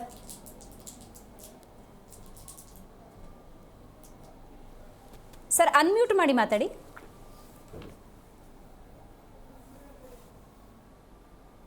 ಹಲೋ ಸರ್ ದಿವೇಶಿನಿ ಅವರೇ, ಎಸ್ ಎಸ್ ಕಂಟಿನ್ಯೂ. ಇದುವರೆಗೂ ಮಾತಾಡಿದಂತ ಎಲ್ಲ ನಮ್ಮ ಪ್ಯಾನಲಿಸ್ಟ್ಗಳು ಎಲ್ಲರೂ ಜಮೀರ್ ಅಹ್ಮದ್ ಅವರ ಏನು ವರ್ತನೆ ಇದೆ ಅಥವಾ ಮಾತಿನ ಒಂದು ಹತಾಶ ಮನೋಭಾವನೆ ಅಥವಾ ವರ್ಣ ದ್ವೇಷದ ಭಾವನೆಯನ್ನ ಮತ್ತೆ ಮತ್ತೆ ಅದನ್ನ ಜನರಿಗೆ ತೋರಿಸ್ತಕ್ಕಂತ ಒಂದು ಸಂಕುಚಿತ ಭಾವನೆ ಇದೆ, ಅದನ್ನು ಖಂಡಿಸಿದ್ದಾರೆ. ಅದರಿಂದ ಇದೊಂದು ಅಕ್ಷಮ್ಯ ಅಪರಾಧ, ಅದರಲ್ಲಿ ಏನು ಇದೇನಿಲ್ಲ. ಆದ್ರೆ ಒಬ್ಬ ಮಂತ್ರಿಯಾಗಿ, ಒಬ್ಬ ವಿಧಾನಸಭೆಯ ಸದಸ್ಯನಾಗಿ, ಮತ್ತೆ ಒಬ್ಬ ಜವಾಬ್ದಾರಿಯುತ ಜನಾಂಗದ ನಾಯಕನಾಗಿ, ಮತ್ತೆ ರಾಷ್ಟ್ರದ ಸ್ವಾತಂತ್ರ್ಯಕ್ಕೆ ಹೋರಾಡಿದಂತ ಪಕ್ಷದ ನಾಯಕನಾಗಿ ಜಮೀರ್ ಅಹ್ಮದ್ ರವರು ಬಹುಶಃ ತಮ್ಮನ್ನು ತಾವೇ ಸರಿಯಾಗಿ ಅರ್ಥ ಮಾಡಿಕೊಂಡಿಲ್ಲ ಅಂತಕ್ಕಂಥದ್ದು ಇಲ್ಲಿ ತೋರಿಸ್ತದೆ. ಕಾರಣ ಏನು, ಅವ್ರು ಹೇಳಿರ್ತಕ್ಕಂಥದ್ದು ಒಂದು ರೇಸಿಸ್ಟ್, ಒಂದು ವರ್ಣ ದ್ವೇಷ, ಒಂದು ವರ್ಣ ಭೇದವನ್ನ ನಾವು ಮಾತಾಡ್ತೀವಲ್ಲ, ಅದನ್ನ ಅವರು ಪುನಃ ಈ ಒಂದು ಸಂದರ್ಭದಲ್ಲಿ ಅವ್ರು ಹೇಳಿದ್ರಲ್ಲ 21ನೇ ಶತಮಾನದಲ್ಲಿ ಈ ರೀತಿ ಮಾತಾಡ್ತಕ್ಕಂಥದ್ದು ಯಾರು ಒಪ್ಪೋದಿಲ್ಲ. ಅದನ್ನ ದೇಶದಲ್ಲಿ ಎಲ್ಲರೂ ಖಂಡಿಸಿದ್ದಾರೆ. ಮತ್ತೆ ಇದೊಂದು ಕಾಂಗ್ರೆಸ್ ನಲ್ಲಿ ಈ ರೀತಿ ಇರ್ತಕ್ಕಂಥವ್ರು ಕೆಲವರು ಇದ್ದಾರೆ. ಅದರಲ್ಲಿ ಅತ್ಯಂತ ಸ್ಯಾಮ್ ಪಿಟ್ರೋಡ ಅಂತಕ್ಕಂಥದ್ರ ಬಗ್ಗೆ ನೀವು ಕೇಳಿರ್ಬೋದು. ಅವರು ಭಾರತದ ಜನರ ಬಗ್ಗೆ ಮಾತಾಡ್ತಾ ಹೇಳಿದ್ರು, ನಾರ್ತ್ ಈಸ್ಟ್ ಅವರು ಚೀನಿಯರ್ ಇದ್ದಂಗಿದ್ದಾರೆ, ದಕ್ಷಿಣ ಭಾರತದವರು ದಕ್ಷಿಣ ಸೌತ್ ಆಫ್ರಿಕಾದವರು ಇದ್ದಂಗಿದ್ದಾರೆ ಅಂತ ಈ ರೀತಿಯ ಹೇಳಿಕೆಗಳನ್ನು ಕೊಟ್ಟಾಗ ಕಾಂಗ್ರೆಸ್ ಬಹಳ ಸೂಕ್ಷ್ಮವಾಗಿ ಅದನ್ನ ಎಚ್ಚರಿಕೆಯಿಂದ ಅವರಿಗೆ ಪಾರ್ಟಿಯಿಂದ ಸಸ್ಪೆಂಡ್ ಮಾಡ್ತು. ಆದ್ರೆ ಇಲ್ಲಿ ಕರ್ನಾಟಕದಲ್ಲಿ ಏನಾಗ್ಬಿಟ್ಟಿದೆ ಅಂದ್ರೆ ಜಮೀರ್ ಅಹ್ಮದ್ ಮೇಲೆ ಯಾರಿಗೂ ಕಂಟ್ರೋಲ್ ಇಲ್ಲ ಇರ್ತಕ್ಕಂತ ಒಂದು ಸನ್ನಿವೇಶ ಅಥವಾ ಒಂದು ಸ್ಪಷ್ಟ ಉದಾಹರಣೆ ಕಾಣ್ತಾ ಇದೆ. ಆ ದೃಷ್ಟಿಯಿಂದ ನೋಡಿದ್ರೆ ಈ ರೀತಿಯ ಹೇಳಿಕೆಗಳನ್ನ ಕೊಡ್ತಕ್ಕಂಥದ್ರಲ್ಲಿ ನೀವು ಹೇಳಿದ್ರಲ್ಲ, ಮಾತಾಡಿದ್ರೆ ಹೋಯ್ತು ಮುತ್ತು ಬಿದ್ರೆ ಹೋಯ್ತು ಅಂತ, ಆ ರೀತಿಯ ಒಂದು ಜವಾಬ್ದಾರಿಯಿಂದ ಅವ್ರು ಮಾತಾಡ್ಬೇಕಾಗಿತ್ತು. ಬಹುಶಃ ಅವರ ಒಂದು ವೈಖರಿಯಲ್ಲಿ ಅಹಂಕಾರ ಮತ್ತು ಅವರಿಗೆ ರಾಜಕೀಯವಾದ ಒಂದು ಬೆಂಬಲ ಇದೆ. ಕಾಂಗ್ರೆಸ್ ನಲ್ಲಿ ನಾನು ಮಂತ್ರಿ ಆಗಿದ್ದೇನೆ, ಮತ್ತೆ ನಾನು ಮುಸ್ಲಿಂ ನಾಯಕರಲ್ಲಿ ಅಗ್ರಗಣ್ಯ ಅಂತಕ್ಕಂತ ಒಂದು ತಪ್ಪು ಭಾವನೆಯಿಂದ ಮಾತ್ರ ಈ ಮುಸ್ಲಿಂ ಸದಸ್ಯರು JDS ಅವರು ಇರ್ಬೋದು, ಅವ್ರು ಎಷ್ಟು ಚೆನ್ನಾಗಿ ಹೇಳಿದ್ರು. ಇವರು ಜಮೀರ್ ಅಹ್ಮದ್ ರವರು ತಾವು ಯಾವ ರೀತಿಯಲ್ಲಿ ನಡೆದುಕೊಳ್ಬೇಕಾಗಿತ್ತು, ಗುರುಗಳನ್ನ ಅವ್ರನ್ನ ಪೋಷಿಸಿರ್ತಕ್ಕಂಥವ್ರಿಗೆ ದ್ರೋಹ ಮಾಡಿದ್ದಾರೆ. ಆ ದ್ರೋಹದ ಸಂಕೇತವಾಗಿ ಇವತ್ತು ಅವ್ರ ಮನಸ್ಸಿನಲ್ಲಿದ್ದಂತ ಒಂದು ಏನು ನೆಗೆಟಿವ್ ಭಾವನೆ ಇದೆ ಅದು ಅವ್ರನ್ನ ಕಾಲಿಯ ಅಥವಾ ಕರಿಯ ಎಂದು ಕುಮಾರಸ್ವಾಮಿ ಅನ್ನು ಕರೀತಾರೆ. ಅಂದ್ರೆ ಏನಾಯ್ತು, ಒಬ್ಬ ಕೇಂದ್ರದ ಮಂತ್ರಿ, ಅವರು ನಮ್ಮ ದೇಶದ ಒಬ್ಬ ಜವಾಬ್ದಾರಿಯುತವಾದ ನಾಯಕ, ಮಾಜಿ ಮುಖ್ಯಮಂತ್ರಿ, ಅವರನ್ನ ಮಾತಾಡುವಾಗ ಬಹಳ ಎಚ್ಚರದಿಂದ ಅಂದ್ರೆ ಪೊಲಿಟಿಕಲ್ ಡಿಸ್ಕೋರ್ಸ್ ಏನು ಪಬ್ಲಿಕ್ ಡಿಸ್ಕೋರ್ಸ್ ಅಲ್ಲಿ ಸಾರ್ವಜನಿಕವಾಗಿ ಹೇಳಿಕೆ ಕೊಡೋದ್ರಲ್ಲಿ ನಾಲಿಗೆಯ ಮೇಲೆ ಇಡ್ತಾ ಇರ್ಬೇಕು. ಅದಕ್ಕೆ ಒಂದು ಸುಸಂಸ್ಕೃತವಾದ ಜವಾಬ್ದಾರಿ ಇರಬೇಕು. ಆ ಆಡಿದ ಮಾತಿಗೆ ಜನ ಮೆಚ್ಚುವಂತಿರ್ಬೇಕು. ಬಹುಶಃ ಕರ್ನಾಟಕದ ಜನ ಇದನ್ನ ಯಾರನ್ನೂ ಮೆಚ್ಚುವುದಿಲ್ಲ. ಚುನಾವಣೆಯ ಪರಿಣಾಮ ಅದು ಬೇರೆ ವಿಷಯ. ಅವರು ಯೋಗೇಶ್ವರ್ ಅವರೇ ಸ್ವತಃ ಹೇಳಿದ್ದಾರೆ ಇದು ಪರಿಣಾಮ ಬೀರುತ್ತೆ ಅಂತಕ್ಕಂಥದ್ದು. ಕಾರಣ ಏನು, ಒಂದ್ ಕಡೆ ಮುಸ್ಲಿಂ ವೋಟ್ಸ್ಗೋಸ್ಕರ ಅವ್ರು ಹೇಳಿದ್ರು ಸಹ, ಯಾಕಂದ್ರೆ ಮುಸ್ಲಿಂ ಸಭೆಯಲ್ಲಿ ಹೇಳಿದ್ದವ್ರು ಆ ಮಾತನ್ನ, ಅದು ಅವ್ರ ಮುಸ್ಲಿಂ ವೋಟ್ಸ್ ಕನ್ಸಾಲಿಡೇಟ್ ಆಗುತ್ತೆ. ಅದು ತಪ್ಪು ಕಲ್ಪನೆ. ಯಾವ ಒಂದು ಸಭ್ಯ ಮುಸ್ಲಿಂ ಸಹ ಅಥವಾ ಸಭ್ಯ ಪ್ರಜಾಪ್ರಭುತ್ವದ ಪ್ರಜೆ ಈ ರೀತಿಯ ಮಾತುಗಳನ್ನ ಟೀಕೆಗಳನ್ನ ಒಪ್ಲಿಕ್ಕೆ ಸಾಧ್ಯ ಇಲ್ಲ. ಇದು ಒಂದು ರೀತಿಯಲ್ಲಿ ಅಸಹ್ಯಕರವಾದ ಮತ್ತು ಅಕ್ಷಮ್ಯ ಅಪರಾಧ. ಅವರು ತಪ್ಪು ಕ್ಷಮೆ ಯಾಚಿಸಿದ್ರು ಸಹ ಇದನ್ನ ನಾವು ಅತ್ಯಂತ ಗಂಭೀರ ರೀತಿಯಲ್ಲಿ ತೆಗೆದುಕೊಂಡು ಎಲ್ಲ ರಾಜಕೀಯ ಪಕ್ಷಗಳು ತಮ್ಮ ನಾಯಕರುಗಳು ಮಾತಾಡುವಾಗ ಎಚ್ಚರದಿಂದ ಇರಬೇಕು ಅಂತಕ್ಕಂತ ನೋಟಿಸ್ ಅನ್ನ ಅವರಿಗೆ ಒಂದು ರೀತಿ ವಾರ್ನಿಂಗ್ ಅನ್ನ ಕೊಡ್ತಕ್ಕಂಥದ್ದನ್ನು ಮಾಡ್ಬೇಕಾಗಿತ್ತು, ಮಾಡಿಲ್ಲ. ಬರೀ ವಿರೋಧ ಪಕ್ಷದವರು ಮಾತ್ರ ಕಂಡೆಮ್ ಮಾಡ್ತಾರೆ ಅಂತ ಹೇಳ್ತಿದ್ದಾರೆ. ನೋಡೋಣ, ಮಾತಾಡ್ತೀನಿ ಹಂಗೆ ಸಂಪರ್ಕದಲ್ಲಿ ಮಾತಾಡ್ತೀನಿ ನಿಮ್ ಜೊತೆ. ಸೊ ನೋಡ್ತಾ ಇದ್ದೀರಲ್ಲ, ಇವತ್ತಿನ ನಮ್ಮ ಕಾರ್ಯಕ್ರಮದಲ್ಲಿ ಜಮೀರ್ ಅಹ್ಮದ್ ಖಾನ್ ಕಾಲ ಕುಮಾರಸ್ವಾಮಿ ಅಂತ ಕೊಟ್ಟಂತಹ ಸ್ಟೇಟ್ಮೆಂಟ್ ಬಗ್ಗೆ ಮಾತಾಡ್ತಾ ಇದ್ವಿ. ಮೊದಲನೇದಾಗಿ 135+ ಅನ್ನುವಂಥ ಮ್ಯಾಂಡೇಟ್ ಜನ ಕೊಟ್ಟಿರುವಂಥ ವಿಶ್ವಾಸ ಅದು. ಅದರ ಅರ್ಥ ನೀವು ಆಡಳಿತ ಮಾಡಿ, ನಿಮ್ಮ ಆಡಳಿತದಲ್ಲಿ ನಮ್ಮ ಅಭಿವೃದ್ಧಿ ಆಗುತ್ತೆ ಅಂತ ಏನು ಬೇಕಾದರೂ ಮಾಡಿ ಅಂತಲ್ಲ. ಈಗ ಮುಖ್ಯಮಂತ್ರಿ ಸಿದ್ದರಾಮಯ್ಯನವ್ರ ಆಪ್ತರು ಬೇರೆ, ಏನು ಬೇಕಾದರೂ ಮಾಡ್ಬೋದಾ ಹಾಗಾದರೆ Zameer Ahmed Khan? No, it is not, ಹಂಗಲ್ಲ. ಇನ್ನು CM ಸಿದ್ದರಾಮಯ್ಯನವರು ಸಚಿವ ಸಂಪುಟದಲ್ಲಿ ಇಂತಿಂಥವ್ರು ಈ ಇಲಾಖೆಗೆ ಇರಲಿ ಅಂದರೆ ಆ ಇಲಾಖೆಯಲ್ಲಿ ಅವ್ರು ಕೆಲಸ ಮಾಡಬೇಕು, ನಾಲಿಗೆನ ಹದ್ದುಬಸ್ತಲ್ಲಿ ಇಟ್ಕೊಂಡು ಅನ್ನುವಂಥ ಸಂದೇಶವನ್ನು ಸ್ವತಃ ಮುಖ್ಯಮಂತ್ರಿಗಳು ಜಮೀರ್ ಅಹ್ಮದ್ ಖಾನನ್ನು ಕರೆದುಬಿಟ್ಟು ಹೇಳಿದ್ರೆ ಬಹಳ ಸೂಕ್ತ ಅಂತ ಅನ್ಸುತ್ತೆ. ಕರಿಯ ಅಂತ ಹೇಳಿದಂಥ ಒಂದು ಸ್ಟೇಟ್ಮೆಂಟ್ ಇದೆಯಲ್ಲ, ಆರದ ಗಾಯ ಆಗಿಬಿಟ್ಟಿದೆ. ನೀವಾಗಲೇ ಹೇಳ್ತಾ ಇದ್ರಿ ಅಂಬರೀಶ್ ಅವರೇ, ರೈತರಿಗೆ ಬಹಳ ನೋವಾಗಿದೆ ಅಂಥೇಳಿ. ಮತ್ತು ಕಪ್ಪು ವರ್ಣ ಇದ್ದವರೆಲ್ಲ ಒಂದ್ಸತಿ ಈ ಥರ ಸ್ಟೇಟ್ಮೆಂಟನ್ನು ಒಬ್ಬ ಸಚಿವ ಸ್ಥಾನದಲ್ಲಿ ಕೊಡ್ಬೋದಂತೇಳಿ ರಾಜ್ಯದಾದ್ಯಂತ ಆಕ್ರೋಶ ವ್ಯಕ್ತವಾಗಿದೆ. ಅಂದರೆ ಇನ್ನೂ ಕಾಂಗ್ರೆಸ್ ಕರೆಕ್ಷನ್ ಮಾಡ್ಕೊಂಡಿಲ್ಲ ಅಂತ ಹೇಳಿದ್ರೆ 135 ಅನ್ನುವಂಥ ವಿಶ್ವಾಸ ಕೊಟ್ಟಿದ್ದಾರಲ್ಲ, ಮುಂದಿನ ದಿನಗಳಲ್ಲಿ ಅದರಲ್ಲೂ ವ್ಯತ್ಯಾಸ ಆಗುತ್ತೆ ಅಂತ. ಖಂಡಿತ ಮೇಡಮ್. ಯಾಕಂದರೆ ಈ 135 ಇದೆಯಲ್ಲ, ನೆಕ್ಸ್ಟ್ ಬರೀ 30ಕ್ಕೆ ಇಳಿತದೆ. ಪ್ರತಿಯೊಂದು ಕ್ಷೇತ್ರದಲ್ಲಿ ಇವತ್ತು ಆತ ನಾವು ದಿನಗಳಲ್ಲಿ ನೋಡ್ಕೊಂಡು ಬರ್ತಾ ಇದ್ದೀವಿ, ಪ್ರತಿಯೊಂದು ಕ್ಷೇತ್ರದಲ್ಲೂ ಬೆಂಕಿ ಹಚ್ಚ ಕೆಲಸ ಮಾಡ್ತಾ ಇದ್ದಾರೆ. ಓಕೆ, ಈಗ ರೈತರು ಎಲ್ಲೋ ನೆಮ್ಮದಿಯಾಗಿ ಜೀವನ ಮಾಡ್ತಾ ಇದ್ರು. ಆ ಒಕ್ಕ ಅಂತ ಯಾವುದೋ ಒಂದು ಬಂದ್ಬಿಟ್ಟು ನೋಟಿಸ್ಗಳು ಬಂದ್ಬಿಟ್ಟು ಪಾಪ ನಮ್ಮ ಚಿಕ್ಕಬಳ್ಳಾಪುರದ ರೈತರು, ಬಯಲುಸೀಮೆ ರೈತರು ಇವತ್ತು ನಡೆದಿರ್ತಕ್ಕಂಥ ಘಟನೆ. ಪಾಪ ಸುಮಾರು ವರ್ಷಗಳಿಂದ ರೈತರ ಒಂದು ಬೆಳೆ ಬೆಳ್ಕೊಂಡು ಜೀವನ ಮಾಡ್ಕೊಂಡು ಬರ್ತಾ ಇರ್ತಕ್ಕಂಥ ಒಂದು ಮನೇನ ಇವತ್ತು ಹೋಗಿ ಏಕಿ ಪೊಲೀಸವ್ರನ್ನ ಕಳಿಸ್ಬಿಟ್ಟು ಆ ರೈತರನ್ನ ಜಮೀನುಗಳನ್ನ ಕಾಂಪೌಂಡ್ ಆಗಂತ ಕೆಲಸ ಆಗ್ತಾ ಇದೆ ಇವತ್ತು. ಸೊ ಈ ದೃಷ್ಟಿಯಿಂದ ನಾನು ಹೇಳ್ತಾ ಇರೋದು, ಇವತ್ತು ರೈತರನ್ನ ಮತ್ತೆ ಇದು ಕಪ್ಪು ಬಣ್ಣ ಅಂತ ಏನು ಹೇಳಿಕೆ ಕೊಟ್ಟವ್ರೆ, ಇವಾಗ ದಿನನಿತ್ಯ ನಾವು ಬಿಸಿಲಲ್ಲಿ ಕೆಲಸ ಮಾಡ್ತೀವಪ್ಪ, ಬ್ಲಾಕೇ ಇರ್ತೀವಿ, ನೀವು ಅದನ್ನು ಕಪ್ಪು ಅಂತ ಹೇಳ್ಬಿಟ್ಟು ಇಡೀ ಪ್ರಪಂಚಕ್ಕೆ ಇಡೀ ದೇಶಕ್ಕೆ ನೀವು ಈ ಥರ ಮಾತಾಡಿದ್ರೆ, ಹಾಗಾದರೆ ನೀವು ತಿನ್ನೋ ಅನ್ನ ಒಬ್ಬ ಕಪ್ಪು ಇರ್ತಕ್ಕಂಥ ಒಬ್ಬ ಮನುಷ್ಯ ಬೆಳೆದಿರ್ತಕ್ಕಂಥ ತರಕಾರಿ ತಿಂತಾ ಇದೆಯಲ್ಲ, ಹೆಂಗೆ ತಿಂತೀಯ ನಿನಗೆ? ಹೆಂಗೆ ತಿನ್ನೋಕ್ಕಾದ್ರೆ ನಿಂಗೆ ಹೆಂಗೆ ಮನ್ಸು ಬರುತ್ತೆ? ಬಟ್ ಆಯ್ತು, ಹೇಳಿಕೆ ಕೊಟ್ಬಿಟ್ರು, ಬಾಯಿ ತಪ್ಪು ಹೇಳಿದ್ರು, ಇಂಟೆನ್ಷನಲಿ ಹೇಳಿದ್ರು. ಆ ಪಶ್ಚಾತ್ತಾಪ ಏನಾದರೂ ಅವ್ರ ಮುಖದಲ್ಲಿ ಕಾಣ್ತಾ ನಿಮಗೆ? ಈಗಲೂ ಇನ್ನೂ ಸದ್ಯಕ್ಕೆ ಕಾಣಿಲ್ಲ ಮೇಡಮ್ ಅವ್ರಿಗೆ. ಮುಂದಿನ ತಿಂಗಳಲ್ಲಿ ಇಡೀ ಇಡೀ ದೇಶದಲ್ಲಿ ಇವತ್ತು ನೋಡ್ಕೊಂಡು ಮುಂದಿನ ತಿಂಗಳಲ್ಲಿ ಪಾಪ ಕಾಂಗ್ರೆಸ್ ಈಗಿನಿಂದ ಕಾಂಗ್ರೆಸ್ ಹಾಳಾಗುತ್ತೆ ಇವತ್ತು ಅಂತಲೇ ಹೇಳ್ಬೋದು. ಯಾಕಂದರೆ ಪ್ರತಿಯೊಂದು ಕ್ಷೇತ್ರದಲ್ಲಿ ಇನ್ನು ಮುಂದೆ ಜಯಲಲಿತಾ ಗೊತ್ತು ರೈತರಿಗೆ ಕೈ ಹಾಕಿ ಪಾಪ ಯಾವ ಒಂದು ಸ್ಥಿತಿ ಬಂತು ಅಂತ. ಇಡೀ ನಮ್ಮ ರಾಜ್ಯದಲ್ಲಿ ಯಾರೇ ಆಗಲಿ ರೈತರ ಬಗ್ಗೆ ಸ್ಟೇಟ್ಮೆಂಟ್ಗಳು ಕೊಟ್ಟು ರೈತರ ಬಗ್ಗೆ ಒಂದು ನೋವಿಗೆ ಅವರ ಆಧಾರ ಆಗಿರ್ತಕ್ಕಂಥ ಸನ್ನಿವೇಶಗಳನ್ನ ನಾವು ಯಾರಿಗಾದ್ರೂ ನೋಡಿದ್ದೀವಿ ಅಂದರೆ, ರೈತರ ಶಾಪ ಇವತ್ತು ಯಾರಿಗಿದೆ ಅಂದರೆ ಜಮೀರ್ ಅವ್ರಿಗೆ ಇದೆ ಅಂತ ಹೇಳ್ಬೋದು. ಯಾಕಂದರೆ ಈ ಪರಿಸ್ಥಿತಿಗಳು ನಾವು ಕಣ್ಮುಂದೆ ನೋಡ್ತಾ ಇದ್ದೀವಿ. ರೈತರು ಒಂದ್ಸತಿ ಶಾಪ ಹಾಕಿದ್ರೆ ಖಂಡಿತ ಅವ್ರ ಸರ್ವನಾಶ ಆಗದೆ, ಖಂಡಿತ ಅದು ಸತ್ಯ. ದುಡ್ಡಿದವ್ರು ಏನ್ ಬೇಕಾದ್ರೂ ಮಾಡ್ಬೋದು ಅನ್ನೋ ಸಂದೇಶ ರವಾನೆ ಆಗಲ್ವಾ? ಎಕ್ಸಾಂಪಲ್ ಎಷ್ಟೋ ಜನ ನೋಡಿ ಮೇಡಮ್, ನಮ್ಮ ರಾಜ್ಯದ ಕಣ್ಮುಂದೆ ಇದೆ, ರೈತರ ಮೇಲೆ ಹೊಟ್ಟೆ ಮೇಲೆ ಹೊಡೆದವರು ಯಾರು ಉದ್ಧಾರ ಆಗಿಲ್ಲ, ಅವ್ರು ಸರ್ವನಾಶನ ಆಗಿರೋದು. ಮುಂದಿನಲ್ಲಿ ಜಮೀರ್ ಅವ್ರಿಗೆ ಅದೇ ಕಾಲ ಬಂದೇ ಬರುತ್ತೆ 100%. ಯಾಕಂದರೆ ಪ್ರತಿ ಸಿಟಿಯಲ್ಲಿ ಬೆಳೆದಿರ್ತಕ್ಕಂಥದ್ದು ಅದೇ ಒಂದು ಹೋಗಿ ಹಳ್ಳಿಯಲ್ಲಿ ಬೆಳೆದು ಇದ್ರ ಕಷ್ಟಗಳೆಲ್ಲ ಅದನ್ನ ಗೊತ್ತಾಗಿರೋದು. ಅದೇ ಮಾಜಿ ಪ್ರಧಾನಿಗಳು ದೇವೇಗೌಡರು ಹಳ್ಳಿಯಲ್ಲಿ ಹುಟ್ಟಿ ಆ ಬಿಸಿಲಲ್ಲಿ ಕೆಲಸ ಮಾಡಿ ಮಣ್ಣಿನ ಮಗ ಅಂತ ಏನು ಕರೀತಾರೆ. ಹೌದಪ್ಪ, ನಾವು ಮಣ್ಣಿನ ಮಕ್ಕಳು, ನಾವು ಕಪ್ಗೆ ಇರೋದು. ಹಾಗಾದ್ರೆ ಕಪ್ಪು ಹತ್ರ ಇಷ್ಟು ದಿನ ನೀನು ಇಲ್ಲಿದ್ದಾಗ ಚೆನ್ನಾಗಿತ್ತ ನಿನಗೆ ಕಪ್ಪು? ಅಲ್ಲೇ ಕುತ್ಕೊಂಡು ಅಲ್ಲೇ ತಿಂತಾ ಇದ್ದೆ, ಅಲ್ಲೇ ಎಲ್ಲ ಆ ಥರದ್ದು ಆಗಿ ಒಂದು ಮಟ್ಟಿಗೆ ಬೆಳೆದಾಗ ಈಗ ನೀನು ಕಪ್ಪು ದೂರ ಆಯ್ತಾ? ಬೆಳೆದ ಆಗಿತ್ತಾ? ಯಾವ ಥರ ನೀನು ಯಾವ ಒಂದು ಸ್ಟ್ಯಾಂಡ್ ಮೇಲೆ ನೀನು ನಿಂತ್ಕೊಳ್ತಾ ಇದೀಯ ಇವತ್ತು? ರಾಜ್ಯ ಜನ ನೋಡ್ತಾ ಇದ್ದಾರೆ ಇವತ್ತು. ಅನಿಲ್ ನಾಚಪ್ಪ ಅವರೇ, ಚುನಾವಣೆ ಮೇಲೆ ಇದು ಎಷ್ಟರ ಮಟ್ಟಿಗೆ ಪರಿಣಾಮ ಬೀರಿರ್ಬೋದು ಅಂತ ಯಾಕೆ ಈ ಮಾತು ಅಂತ ಹೇಳಿದ್ರೆ, ಸ್ವತಃ CP ಯೋಗೀಶ್ವರ್ ಅವರು ಜಮೀರ್ ಅವರ ಒಂದು ಸ್ಟೇಟ್ಮೆಂಟಿಂದ ತಮಗೆ ಬರಬೇಕಾದಂತಹ ಅಲ್ಪಸಂಖ್ಯಾತ ಮತಗಳಲ್ಲಿ ವ್ಯತ್ಯಯ ಉಂಟಾಗಿದೆ ಅಂತ ಓಪನ್ ಸ್ಟೇಟ್ಮೆಂಟೇ ಕೊಟ್ಟಿದ್ದಾರೆ. ಇದು ಒಂದು ಭಾಗ. ಆದರೆ ಕೂಸುಟ್ಟಕ್ಕೆ ಮುಂಚೆ ಕುಲಾವಿ ಹೊಳಸಬಾರ್ದು ಅನ್ನೋ ಒಂದು ಮಾತಿದೆ. ಅದರಲ್ಲೂ JDSನವ್ರು ಹೆಂಗೆ ಅಂದರೆ ಈಗಲೇ ಪಟಾಕಿ ಹೊಡಿತಿದ್ದಾರೆ ನಿಖಿಲ್ ವಿನ್ನು ಅಂತ ಹೇಳಿ.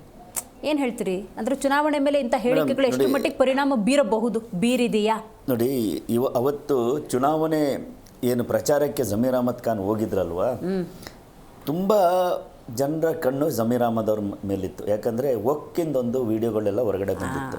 ನಾವು ತುಂಬ ಜವಾಬ್ದಾರಿಯಿಂದ ಇರಬೇಕಾಗಿತ್ತು. ಅವತ್ತು ಇವ್ರನ್ನ ಕರ್ಕೊಂಡು ಹೋಗ್ದಲ್ಲೇ ಇದ್ದಿದ್ರೆ ಪ್ಲಸ್ ಒಂದು 2,000-4,000 ಓಟ್ಗಳು ಹೆಚ್ಚಾಗಿರೋದು ಕಾಂಗ್ರೆಸ್ಸಿಗೆ ಅನಿಸುತ್ತೆ. ಆಮೇಲೆ ಮುಸಲ್ಮಾನರಲ್ಲೂ ಸಹ ವಿರೋಧ ವ್ಯಕ್ತಪಡಿಸಿದ್ದಾರೆ.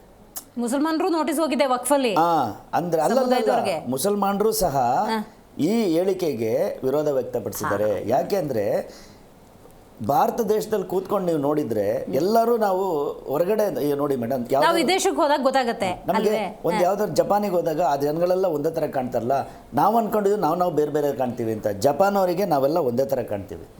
ಅದು ಏನಂದ್ರೆ ನಮ್ಮ ಮುಖ ಇದಿದೆಯಲ್ಲ. ಆಮೇಲೆ ಜಪಾನ್ ಅವ್ರು ನಮ್ಗೆ ಹೆಂಗ್ ಕಾಣ್ತಾರೆ, ಒಂಥರ ಬೆಳ್ಳಗಿದ್ದಾರೆ ಅಂತ ಕಾಣ್ತಾರೆ. ಅವರಿಗೆ ನಾವೆಲ್ಲರೂ ಜಮೀರ್ ಅಹಮದ್, ಕುಮಾರಸ್ವಾಮಿ ಸಾಹೇಬರು, ನಾನು ಎಲ್ಲ ಒಟ್ಟಿಗೆ ಒಂದೇ ಥರ ಕಾಣ್ತೀವಿ. ನಮ್ಮ ಹೈಟ್ಗಳು, ನಮ್ಮ ಇದೆಲ್ಲ ಅದೊಂದು ಬೇರೆ ಥರ ಕಾಣ್ತಾ ಇರುತ್ತೆ.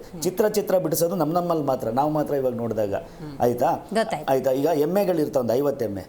ಪ್ರತಿಯೊಬ್ಬ ಎಮ್ಮೆನೂ ಬೇರೆ ಥರ ಇರುತ್ತೆ. ಆದರೆ ನಮಗೇನು ಅನ್ಸುತ್ತೆ ಒಂದೇ ಥರ ಕಾಣ್ತಾ ಇದೆ ಅನ್ಸುತ್ತೆ. ಆಮೇಲೆ ಆ ಓನರಿಗೆ ಗೊತ್ತಿರುತ್ತೆ ಈ ಎಮ್ಮೆ ಹೆಂಗೆ ಅಂದರೆ ಆ ಥರ ಈ ಥರ ಹೇಳಿದ್ದಾರೆ. ಆಮೇಲೆ ಇದು ಹೇಳಿರೋ ಮಾತಿದೆಯಲ್ಲ ಮೇಡಮ್, ನನಗಂತೂ ಭಾಳಷ್ಟು ಸಂತೋಷ ಆಗಿದೆ ರಾಜಕೀಯವಾಗಿ. ನಿಜವಾಗ್ಲೂ ಹೇಳ್ತೀನಿ, ಇಂಥ ವ್ಯಕ್ತಿಗಳದ್ದು ಯಾವುದಾದ್ರೂ ಒಂದು ಈ ಥರ ಹೊರಗಡೆ ಬರಬೇಕು. ಯಾಕೆ ಅಂದರೆ ಸಾಮಾನ್ಯ ಮನುಷ್ಯರಿಗೆ ತುಂಬ ಇವರಿಂದ ತೊಂದರೆಗಳಾಗ್ತಾ ಇದೆ. ಇವರಾಗಿರ್ಬೋದು, ಇನ್ನು ಶೋಕಿ ಮಾಡ್ಕೊಂಡು ಓಡಾಡೋಂಥ ನೋಡಿ. ಅವರು ಕನ್ನಡಕ ಹಾಕ್ಕೊಂಡಾಗ ನಿಮ್ಗೆ ಏನು ಅನಿಸುತ್ತೆ ಗೊತ್ತಾ? ನಾನು ನಿಮ್ಗೆ ಇವತ್ತು ನಿಮ್ಮ ವಾಹಿನಿ ಮುಂದೆ ಹೇಳ್ತೀನಿ, ದಾವೂದ್ ಇಬ್ರಾಹಿಮನ್ನ ಅವರು ಅನುಕರಣ ಮಾಡ್ದಂಗಿದೆ. ಆ ಕನ್ನಡಕ ನೀವು ತೆಗೆದು ಆ ಕೂಲಿಂಗ್ ಗ್ಲಾಸ್ ಹಾಕಿರೋದು ಅವರಿಬ್ಬರು ಫೋಟೋಗಳು ಹಾಕಿ. ಇವರೆಲ್ಲ ಏನು ಅಂದರೆ ಈ ವೈಟು ಸೂಟು ಬೂಟುಗಳು ಕನ್ನಡಕ ಹಾಕ್ಕೊಂಡು ರಾಜಕೀಯ ಮಾಡಬಾರ್ದು. ಕರ್ನಾಟಕದಾಗಿರ್ಬೋದು, ನಮ್ಮ ಇಂಡಿಯಾದ ಕಲ್ಚರ್ ಹೆಂಗಿದೆ ಅಂದರೆ, ನಾವು ರಾಜಕೀಯಕ್ಕೆ ಬಂದ ಮೇಲೆ ಎಲ್ಲ ಬಿಚ್ಚಾಕಬೇಕು. ಕಾವಿ ಯಾಕೆ ಹಾಕ್ತೀವಿ ಅಂದರೆ ನಾವು ಇದು ಖಾದಿ ಯಾಕೆ ಹಾಕ್ತೀವಿ ಅಂದರೆ ನಾವು ಎಲ್ಲ ಸರ್ವಸ್ವನು ಬಿಟ್ಟು ಜನಸೇವೆಗೆ ಬಂದಿದ್ದೀವಿ ಅಂತ ಬರಬೇಕು. ನೀವು ಇಲ್ಲೂ ಬಂದ ಮೇಲೆ ಅದೇ ದೊಡ್ಡ ಕಾರಲ್ಲಿ ಓಡಾಡೋದು. ಇದೇ ವ್ಯಕ್ತಿ ಮೊದಲನೇ ಬಾರಿಗೆ ಮಿನಿಸ್ಟರ್ ಆದಾಗ ನನಗೆ ಇನೋವಾ ಕೊಟ್ಟಿದ್ರು, ನನಗೆ ಆಗೋದಿಲ್ಲ, ಫಾರ್ಚುನರ್ ಕೊಡಿ ಅಂತ ಕೇಳಿದ್ದು ಒಂದು ವೈರಲ್ ಆಗಿತ್ತು. ನೀವು ನೆನಪಿದೆಯೋ ಇಲ್ಲೋ ಗೊತ್ತಿಲ್ಲ. ನಾನು ಯಾಕೆ ಹೇಳ್ತಾ ಇದ್ದೀನಿ ಅಂದರೆ, ಶೋಕಿ ಲಾಲ್ಗಳು ಬಂದಾಗ ಏನಾಗುತ್ತೆ ಅಂದರೆ, ನಮ್ಮ ಜನಸಾಮಾನ್ಯರಿಗೆ ಏನಾಗುತ್ತೆ, ನಾವು ಶೋಕಿ ಮಾಡೋಣ ಅನ್ಸುತ್ತೆ. ಆದರ್ಶ ಅಂತ ಅನ್ಸಲ್ಲ. ಆದರ್ಶ ಅನ್ಸಲ್ಲ ಮೇಡಮ್. ಏನಾಗುತ್ತೆ ಅಂತ ಕೇಳಿ, ಈಗ ನೀವಿದ್ದೀರಾ, ನಾವಿದು ದುಡ್ಕೊಂಡು ಸಾಯ್ತಾ ಇದ್ದೀವಿ. ಏನಾದರೂ ಒಂದು ಶನಿವಾರ ಭಾನುವಾರ ಐಸ್ ಕ್ರೀಮ್ ತಿನ್ನಕ್ಕೆ ಹೋಗೋಣ ಅಂತ 100 ಸತಿ ಯೋಚನೆ ಮಾಡ್ತೀವಿ. ಆದರೆ ಇವ್ರುಗಳಂಗೆ ಮಾಡಲ್ಲ. ನಾನು ಯಾಕೆ ಹೇಳ್ತಾ ಇದ್ದೀನಿ ಅಂದರೆ, ಜನಗಳ ಮುಂದೆ ಬಂದು ಎಲ್ಲ ತೋರ್ಪಡಿಕೆ ಮಾಡ್ತಾರೆ. ಅವಾಗ ಮನುಷ್ಯನಿಗೆ ಏನಾಗುತ್ತೆ ಗೊತ್ತಾ, ನಾನು ಅಂತ ಒಂದು ಕೂಲಿಂಗ್ ಗ್ಲಾಸ್ ತೊಗೊಳೋಣ ಅಂತ ಅನಿಸುತ್ತೆ. ಯಾಕೆ ಈ ಮಾತು ಹೇಳ್ತಾ ಇದ್ದೀನಿ ಅಂದರೆ, ಸೈಕಾಲಜಿ. ಈ ನಮ್ಮ ಪುನೀತ್ ರಾಜ್ಕುಮಾರ್ ಅವರು ಒಳ್ಳೊಳ್ಳೆ ಬಟ್ಟೆಗಳಾಗ್ತಾಯಿದ್ರು, ಆಯಿತಾ. ಅವ್ರು ನನ್ನ ತುಂಬ ಬೇಕಾದವರು ಸಹ, ನನ್ನ ಪಾರ್ಟ್ನರ್ ತಂಗಿನೇ ಮದುವೆ ಆಗಿರೋದವರು ಚಿಕ್ಕಮಗಳೂರು. ಅವರಿಗೆ ಯಾರೋ ಒಬ್ರು ಹೇಳಿದ್ರಂತೆ, ನಿಮ್ಮ ಅನುಯಾಯಿಗಳು ನಿಮ್ಮ ಬಟ್ಟೆ ನೋಡ್ಕೊಂಡು ಅದೇ ಬ್ರ್ಯಾಂಡ್ನ ತೊಗೊತಾ ಇದ್ದಾರೆ ಅಂತೇಳಿ. ಅವತ್ತೇ ನೋಡಿ, ಅವರು ವಿಡಿಯೋಗಳಲ್ಲೆಲ್ಲಾದರೂ ಯಾವುದು ಬ್ರ್ಯಾಂಡ್ಗಳು ಕಾಣೋದಿಲ್ಲ. ಅವರು ಶೂ ಆಗಿರ್ಬೋದು, ಶರ್ಟ್ ಆಗಿರ್ಬೋದು, ಪ್ಯಾಂಟ್ ಆಗಿರ್ಬೋದು. ಯಾಕೆ ಅಂದರೆ ನನ್ನಿಂದ ಬೇರೆಯವ್ನು ಹಾಳಾಗ್ತಾನೆ ಅಂತೇಳಿ ಅವರು ಯೋಚನೆ ಮಾಡಿದರೆ ಯಾವುದ್ಯಾವುದೋ ಒಳ್ಳೊಳ್ಳೆ ಇದು ಮಾಡ್ಬೋದಿತ್ತು. ನಾನು ಇದನ್ನ ಯಾಕೆ ಹೇಳ್ತೀನಿ ಅಂದರೆ, ನಾವು ಆದರ್ಶವಾಗಿದ್ದಾಗ ಮುಂದೆ ನೋಡ್ತಿರೋನು ನಮ್ಮಿಂದ ಹಾಳಾಗಬಾರ್ದು, ಸಾಲ ಸೋಲ ಮಾಡಿ ಬದುಕಳ್ಕೋಬಾರ್ದು ಅಂತ. ಕರೆಕ್ಟ್. ಮುಸಲ್ಮಾನರ ಪ್ರತಿನಿಧಿ ಆಗಿದೆಯಲ್ವ ನೀನು, ಮುಸಲ್ಮಾನರ ಪ್ರತಿನಿಧಿನೇ, ಇನ್ನೇನು ಬೇರೆಯವ್ರು ಇನ್ನೇನು ಫಾಲೋ ಮಾಡೋದಿಲ್ಲ. ನಿನ್ನ ಸಮಾಜಕ್ಕೆ ನೀನು ಏನು ಹೇಳ್ಕೊಡ್ತಾ ಇದೀಯಾ? ಇವರೊಬ್ಬರು, ಇನ್ನೊಬ್ರು ಹ್ಯಾರಿಸ್ ಮಗನು ದೊಡ್ಡ ದೊಡ್ಡ ಕಾರ್ಗಳಲ್ಲಿ ಓಡಾಡೋದು. ಏನಾಗುತ್ತೆ ಗೊತ್ತಾ ಮೇಡಮ್, ಬೇರೆ ಜನಾಂಗ ಇದೆಯಲ್ಲ, ನಿಮಗೆ ಯಾರು ಮುಸಲ್ಮಾನರಲ್ಲಿರೋ ಬಡವನು ಸಹ ಹೊಟ್ಟೆ ಪಾಡಿಗಡ್ಕೊ ಸಾಯ್ತಾ ಇರ್ತಾನೆ. ನಿನ್ನ ಮನೆ ಶೋಕಿ ನೋಡ್ಕೊಂಡು ಓಟ್ ಹಾಕಿರಲ್ಲ, ನಮ್ಮವನು ಅಂತ ಓಟ್ ಹಾಕಿರ್ತಾನೆ. ಇವತ್ತೇನಾಗುತ್ತೆ ಅಂದರೆ, ಮುಸಲ್ಮಾನರೇ ಆದಷ್ಟು ಕಾಂಗ್ರೆಸ್ಗೆ ಓಟ್ ಹಾಕಿಲ್ಲ. ಸಿ ಪಿ ಯೋಗೇಶ್ವರಿಗೆ ಓಟ್ ಹಾಕಿಲ್ಲ. ಮನುಷ್ಯತ್ವ ಅನ್ನೋದಿದೆಯಲ್ಲ, ಅದನ್ನು ಬಿಟ್ಟು ಹೊರಗಡೆ ಮಾತಿದು. ಒಬ್ಬ ವ್ಯಕ್ತಿ ಬಗ್ಗೆ ನೀವು ಹೀಯಾಳಿಸ್ಕೊಂಡು, ನಾನು ಕುಮಾರಸ್ವಾಮಿ ಅವರು ಬಣ್ಣದ ಬಗ್ಗೆ ಮಾತಾಡ್ತಿಲ್ಲ.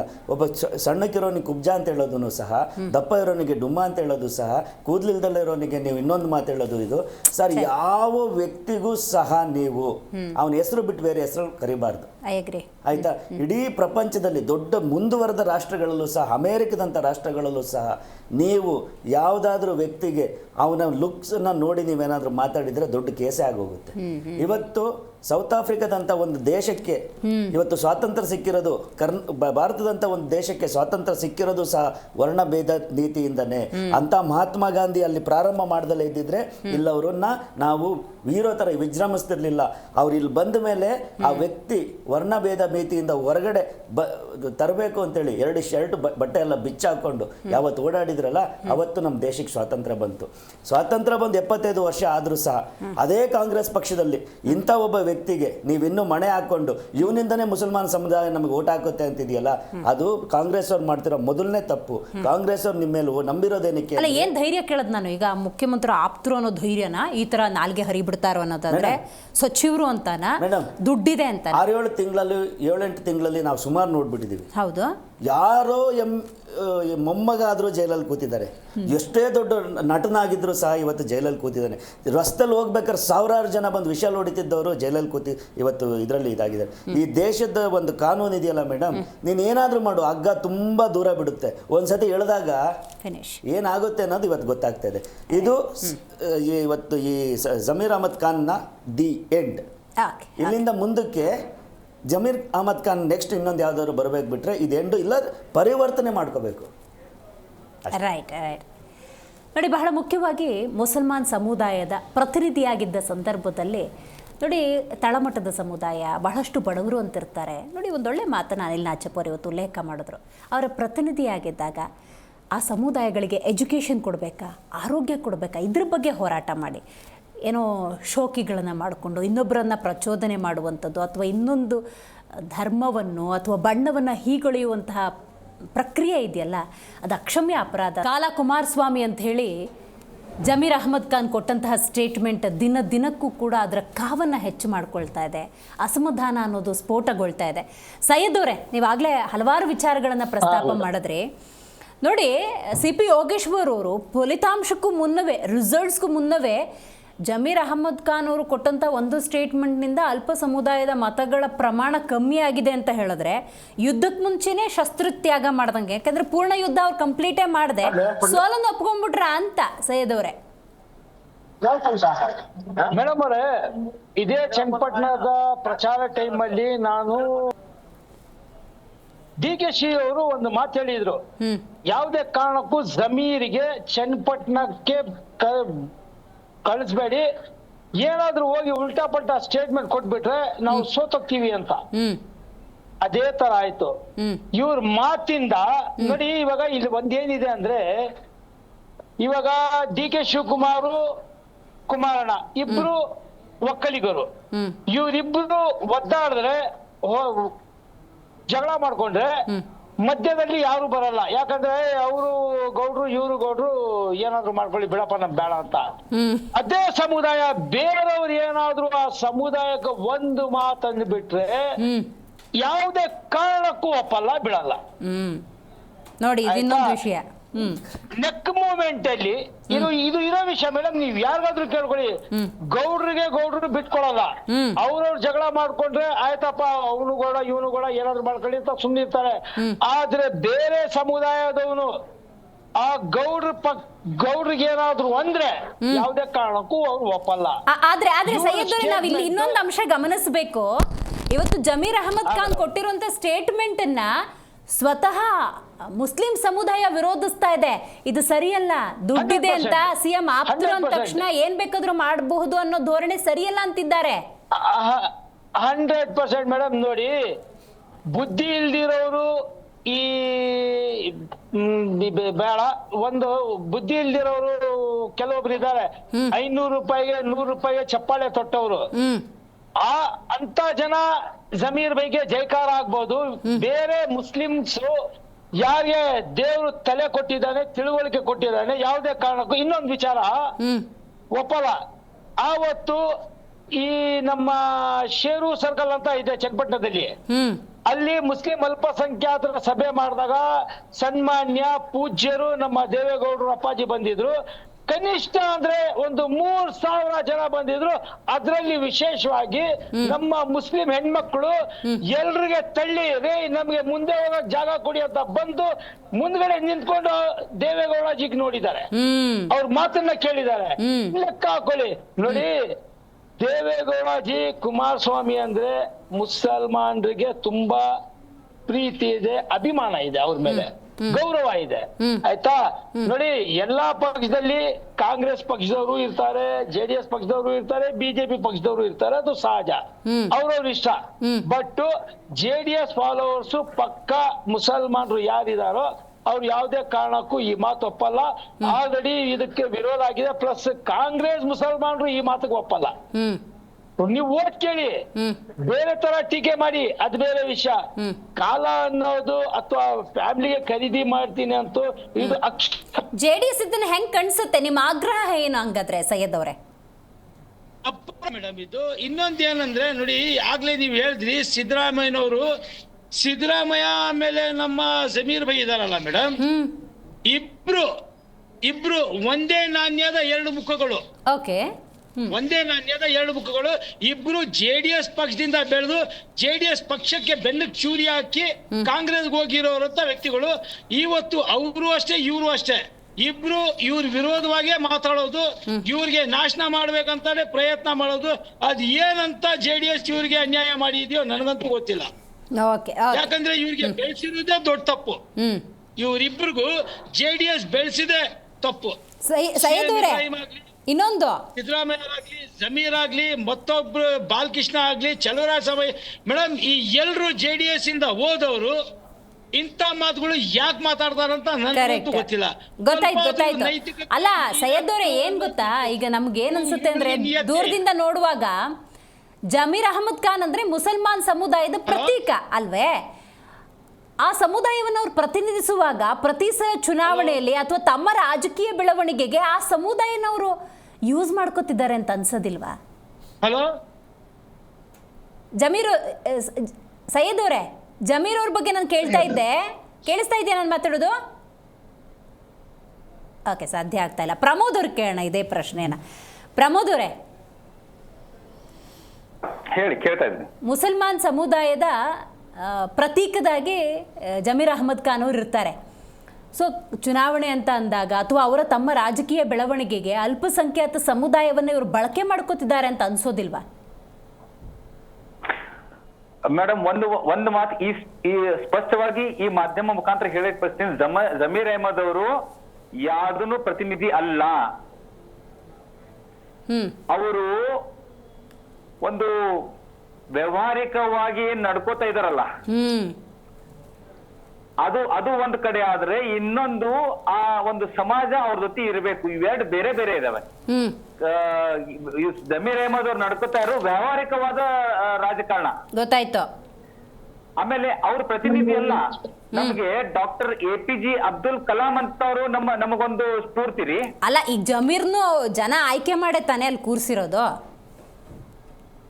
ಮೇಡಮ್, ನಾನು ಈಗ ಯಾರ್ಯಾರು ಒಂದು ಈ ಪ್ರಜಾಪ್ರಭುತ್ವದ ಅಡಿಯಲ್ಲಿ ಯಾರ್ಯಾರು ಚುನಾಯಿತರಾಗಿದ್ದಾರೆ ಅದನ್ನ ನಾವು ಒಪ್ಪಲೇಬೇಕಾಗುತ್ತೆ. ಆದ್ರೆ ಇವರು ಯಾವ ರೀತಿ ವ್ಯವಹಾರದಲ್ಲಿ ಇವರು ಚುನಾಯಿತರಾಗಿ ಬಂದಿದ್ದಾರೆ ಅನ್ನೋದು ಬೇಕಲ್ಲ, ಅದೊಂದು ಮುಖ್ಯ. ಆಮೇಲೆ ಇನ್ನೊಂದು, ಇವತ್ತಿಗೆ ಕಾಂಗ್ರೆಸ್ ಇವತ್ತು ಏನಾದ್ರು ಒಂದು ಅಲ್ಪಸಂಖ್ಯಾತರನ್ನ ಇವತ್ತು ಏನಾರ ಹಾದಿ ತಪ್ಪಿಸುವಂತ ಕೆಲಸ ಮಾಡಿದ್ರೆ ಅದು ಕಾಂಗ್ರೆಸ್. ಇವತ್ತು ನಮ್ಮ ದೇಶವನ್ನ ವಿಭಜನೆ ಮಾಡಿದ್ದನು ಕಾರಣನೇ ಕಾಂಗ್ರೆಸ್. ಓಕೆ, ಗೊತ್ತಾಯ್ತು. ಅದಾದ ಮೇಲೆ ಅಲ್ಪಸಂಖ್ಯಾತರನ್ನ ತಿದ್ದುವಂತ ಜವಾಬ್ದಾರಿನೂ ಕಾಂಗ್ರೆಸ್ ಮೇಲೆ ಇತ್ರಿ ಮೇಡಮ್. ಆದ್ರೆ ಕಾಂಗ್ರೆಸ್ ಬರೇ ನಮಗ್ ಓಟ್ ಹಾಕ್ರಿ, ನೀವೇನ್ ಬೇಕಾದ ಮಾಡ್ಕೋರಿ ಅನ್ನೋ ಒಂದು ಮನೋಭಾವನೆಯಿಂದ ಇವತ್ತು ಅಲ್ಪಸಂಖ್ಯಾತರ ಸಮುದಾಯ ಇವತ್ತು ಹಾದಿ ತಪ್ಪಿದಿರಿ. ಓಕೆ, ಗೊತ್ತಾಯ್ತು ಪ್ರಮೋದ್ ಅವರೇ. Thank you, very nice, very nice. Syed ಅವರೇ, ನಾನು ಮಾತಾಡೋದು ಕೇಳಿಸ್ತಾ ಇದೆಯಾ? ಇಲ್ಲ, ಕೇಳಿಸ್ತಿಲ್ಲ. ಪುರಾಣಿಕ್ ಸರ್, ನೀವು ಹೇಳಬೇಕು. ಮೂಡ, ವಾಲ್ಮೀಕಿ, ಅಬಕಾರಿ ಇಲಾಖೆ, ರುದ್ರಪ್ಪ ಅಂತ ಒಬ್ಬರು, ಲಕ್ಷ್ಮೀ ಹೆಬ್ಬಾಳ್ಕರ್ PA ಹೆಸರಿಟ್ಟು ಸಾವಿಗೀಡಾಗ್ತಿದ್ದಾರೆ. ರಾಜ್ಯದಲ್ಲಿ ಬೆಲೆ ಏರಿಕೆಯ ಸಮಸ್ಯೆ, ಶಕ್ತಿ ಯೋಜನೆ ಅಂದಾಗ ಬಸ್ಗಳು ಸರಿಯಾದ ಸಮಯಕ್ಕೆ ಬರ್ತಾ ಇಲ್ಲ, ಉನ್ನತ ಮಟ್ಟದ ಬಸ್ಗಳಿಲ್ಲ. ಹೀಗೆ ಒಂದಲ್ಲ ಒಂದು ಸಮಸ್ಯೆಗಳ ನಡುವೆ ನಾಯಕರು ನಾಲ್ಗೆ ಹಿಡ್ತಾ ಕಳ್ಕೊಂಡ್ಬಿಟ್ರೆ ಕಾಂಗ್ರೆಸ್ ಉಳಿಗಾಲದ ಬಗ್ಗೆ ಏನು ಹೇಳ್ತೀರಿ ಸರ್? ಇದೊಂದು ಕಾಂಗ್ರೆಸ್ಗೆ ಒಂದು ರೀತಿಯಲ್ಲಿ ಸೆಟ್ ಬ್ಯಾಕ್ ಅಂತಕ್ಕಂಥದ್ದನ್ನ ನಾವು ಗುರುತಿಸಬಹುದು. ಯಾಕಂದ್ರೆ ಜಮೀರ್ ಅಹ್ಮದ್ ಹೇಳಿಕೆಯಿಂದ ಈ ಒಂದು ಉಪಚುನಾವಣೆಯಲ್ಲಿ, ಅದರಲ್ಲೂ ಸ್ಪೆಷಲಿ ಚನ್ನಪಟ್ಟಣದಲ್ಲಿ ಮುಸ್ಲಿಂ ಪರವಾಗಿ ಇವರು ಸೈಯದ್ ಅವ್ರು ಹೇಳಿದ್ರು, ಅದು ಪಕ್ಷಾತೀತವಾಗಿ ಯಾವ ಮುಸ್ಲಿಂ ಸಹ ಈ ರೀತಿಯ ಒಂದು ಹೇಳಿಕೆಯನ್ನ ಅಥವಾ ಅವರಿಗೆ ಅವಮರ್ಯಾದೆ ಮಾಡ್ತಕ್ಕಂಥದ್ದನ್ನು ಒಪ್ಲಿಕ್ಕೆ ಸಾಧ್ಯ ಇಲ್ಲ. ಆ ದೃಷ್ಟಿಯಿಂದ ಹೇಳೋದಾದ್ರೆ ಕಾಂಗ್ರೆಸ್ ನಲ್ಲಿ ಈ ಬಗ್ಗೆ ಒಂದು ಶಿಸ್ತನ್ನು ಕೈಗೊಳ್ತಕ್ಕಂತ ಒಂದು ವ್ಯಕ್ತಿ ಅಥವಾ ಶಕ್ತಿ ಅಲ್ಲಿ ಇಲ್ಲ ಅಂತಕ್ಕಂಥದ್ದು ಎದ್ದು ಕಾಣ್ತದೆ. ಅದು ಡಿಸಿಪ್ಲಿನ್ ಇರ್ಬೇಕು ಯಾವುದೇ ಒಂದು ಪಕ್ಷಕ್ಕೆ. ಆದ್ರೆ ಅವ್ರು ಒಂದ್ ಸೈಯದ್ ಒಂದ್ ಮಾತು ಬಹಳ ಚೆನ್ನಾಗಿ ಹೇಳಿದ್ರು, ಏನು ಒಕ್ಕಲಿಗರಲ್ಲಿ ಸ್ವಾಭಿಮಾನ ಇದೆ, ಅವರ ಒಂದು ಆತ್ಮಾಭಿಮಾನ ಅಥವಾ ಅವರ ಒಂದು ಜನಾಂಗದ ಬಗ್ಗೆ ಇರ್ತಕ್ಕಂತ ಗೌರವ ಇದೆಯಲ್ಲ, ಅದನ್ನ ಅವ್ರು ಯಾವುದೇ ಸಂದರ್ಭದಲ್ಲಿ ಬಿಟ್ಕೊಡೋದಿಲ್ಲ. ಅದರಿಂದನೇ DK ಶಿವಕುಮಾರ್ ಆಗ್ಲಿ, ಇತರೆ ಒಕ್ಕಲಿಗ ನಾಯಕರಾಗ್ಲಿ, ಪುಟ್ಟಣ್ಣ ಆಗ್ಲಿ, ಅವರೆಲ್ಲ ಹೇಳಿರ್ತಕ್ಕಂಥದ್ದೇನೋ ಇದು ಸರಿ ಅಲ್ಲ ಜಮೀರ್ ಅಹ್ಮದ್ ಮಾಡಿರ್ತಕ್ಕಂಥದ್ದು. ಮತ್ತು ಒಳಗಡೆ ಕಾಂಗ್ರೆಸ್ನವರು ಉಪಾಧ್ಯಕ್ಷರು ಹುಸೇನ್ ಅವರು ಒಂದು ಪತ್ರವನ್ನು ಕೊಟ್ಟಿದ್ದಾರೆ, ಇವ್ರ ಮೇಲೆ ಕ್ರಮ ತೆಗೆದುಕೊಳ್ಬೇಕು ಅಂತ. ಅಂದ್ರೆ ಏನಾಯ್ತು, ಜಮೀರ್ ಅಹ್ಮದ್ ಅವರ ನಾಲ್ಗೆಯ ಮೇಲೆ ಅವರಿಗೆ ಕಂಟ್ರೋಲ್ ಇಲ್ಲ ಅಂತಕ್ಕಂಥದ್ದು it is proved beyond the shadow of doubt. But unfortunately ಏನಾಗ್ತಾ ಇದೆ, ಇಡೀ ಒಂದು ದೇಶದಲ್ಲಿ ಕಾಂಗ್ರೆಸ್ ಯಾವ ಒಂದು ರಾಷ್ಟ್ರ ಮಟ್ಟದಲ್ಲಿ ಉನ್ನತವಾದ ಒಂದು ಹೆಸರನ್ನ ಪಡೆದಿತ್ತು ಅಂತ ಪಕ್ಷಕ್ಕೆ ಈ ಒಂದು ರೀತಿಯ ಪ್ರತಿನಿಧಿಗಳಿದಾರಲ್ಲ, ಇವರು ಮುಸ್ಲಿಂ ಪ್ರತಿನಿಧಿ ಅಂತಕ್ಕಂಥದ್ದನ್ನ ಸಂಪೂರ್ಣವಾಗಿ ಅವರು ತಿರಸ್ಕರಿಸಿದ್ದಾರೆ. JDS ವಕ್ತಾರರು ಹೇಳಿದ್ರು. ಹಾಗೇನೆ ಮುಸ್ಲಿಮರಿಗಿಂತ ಇವರಲ್ಲಿರ್ತಕ್ಕಂಥ ಧನಬಲ ಮತ್ತೆ ಇವರು ಏನು ಮುಖ್ಯಮಂತ್ರಿಗಳಿಗೆ ಅಥವಾ ಈ ಸರ್ಕಾರಕ್ಕೆ ಏನ್ ಬೆಂಬಲವನ್ನು ಕೊಡ್ತಾ ಇದ್ದಾರೆ ಅದು ಬೇರೆ ರೂಪದಲ್ಲಿ ಇವ್ರನ್ನ ಉಪಯೋಗಿಸ್ತಾ ಇದ್ದಾರೆ ಹೊರತು ಇವರ ಮೇಲೆ ಶಿಸ್ತು ಕ್ರಮ ಕೈಗೊಳ್ತಕ್ಕಂಥದ್ದು ಆಗಿಲ್ಲ, ಇದುವರೆಗೂ ಆಗಿಲ್ಲ. ಅಂದ್ರೆ ಅದರ ಅರ್ಥ ಇಷ್ಟೇ, ಜಮೀರ್ ಅಹ್ಮದ್ ರವರ ವ್ಯಕ್ತಿತ್ವದ ಮೇಲೆ ಅಥವಾ ಅವರ ನಾಲಿಗೆ ಮೇಲೆ, ಅವರ ಭಾಷೆಯ ಮೇಲೆ ಯಾರಿಗೂ ಅವ್ರಿಗೆ ಬುದ್ಧಿ ಹೇಳುವ ಒಂದು ಅಧಿಕಾರ ಅಥವಾ ಒಂದು ರೀತಿಯಲ್ಲಿ ಅವ್ರಿಗಿರ್ತಕ್ಕಂಥ ಜವಾಬ್ದಾರಿ ಇಲ್ಲ. ಅಂದ್ರೆ ಬಹಳ ದುರಂತಮಯವಾದ್ದು ಅಂದ್ರೆ ಈ ರೀತಿಯ ಒಂದು ಚರ್ಚೆಯಲ್ಲಿ ವ್ಯಕ್ತಿಯನ್ನ ಕುರಿತು, ಅವನ ಬಣ್ಣವನ್ನ ಕುರಿತು, ಅವನ ಜಾತಿಯನ್ನ ಕುರಿತು, ಅವನ ಒಂದು ಹಿನ್ನೆಲೆಯನ್ನ ಕುರಿತು ಕೆಳಮಟ್ಟದಲ್ಲಿ ಮಾತಾಡ್ತಕ್ಕಂಥದ್ದು ರಾಜಕೀಯ ಒಂದು ಪ್ರಜಾಪ್ರಭುತ್ವದ ಚರ್ಚೆಯಲ್ಲಿ ಅಥವಾ ಒಂದು ರೀತಿಯಲ್ಲಿ ಸಾರ್ವಜನಿಕವಾಗಿ ಹೇಳಿಕೆಗಳನ್ನು ಕೊಡ್ತಕ್ಕಂಥ, ಅದರಲ್ಲೂ ಮಿನಿಸ್ಟರ್ ಆಗಿ ಕ್ಯಾಬಿನೆಟ್ ಮಿನಿಸ್ಟರ್ ಅವ್ರು ಹೇಳಿದ್ರು ಓದ್ ತಗೊಂಡಿದ್ದಾರೆ ಅಂತ. ಓದ್ ತಗೊಂಡ್ಮೇಲೆ ಸಂವಿಧಾನಕ್ಕೆ ಗೌರವವನ್ನು ಕೊಡಬೇಕಾದ್ರೆ ಭಾಷೆ ಮೇಲೆ ಗೌರವ ಇರಬೇಕು. ಆ ಭಾಷೆ ಮೇಲೆ ಇವರಿಗೆ ಗೌರವ ಇಲ್ಲ ಅಂದ್ರೆ ಇನ್ನು ಯಾವ ರೀತಿ ಒಳ್ಳೆ ಕೆಲಸ ಮಾಡ್ಲಿಕ್ಕೆ ಸಾಧ್ಯ? ಅದರಿಂದ ಇದೊಂದು ದುರದೃಷ್ಟಕರವಾದ ಪ್ರಸಂಗ ಮತ್ತು ಇಡೀ ಭಾರತದಲ್ಲೇ ಇದನ್ನ ಖಂಡಿಸಲಾಗಿದೆ. ಕಾಂಗ್ರೆಸ್ನವರು ಸಹ ಇದನ್ನು ಒಪ್ತಾ ಇಲ್ಲ. ಮತ್ತೆ ಯಾವುದೇ ರೀತಿಯಲ್ಲಿ ರಾಜಕೀಯವಾಗಿ ಇದನ್ನು ಡಿಫೆಂಡ್ ಮಾಡ್ತಾ ಇದ್ದಾರೆ ಹೊರತು ಯಾರಿಗೂ ಅದು ಒಂದು ನಿಜವಾದ ಅಭಿಮಾನದಿಂದ, ಜಮೀರ್ ಮೇಲೆ ಆಗಿರ್ತಕ್ಕಂಥ ಅಭಿಮಾನದಿಂದ ಮಾತಾಡ್ತಾ ಇಲ್ಲ.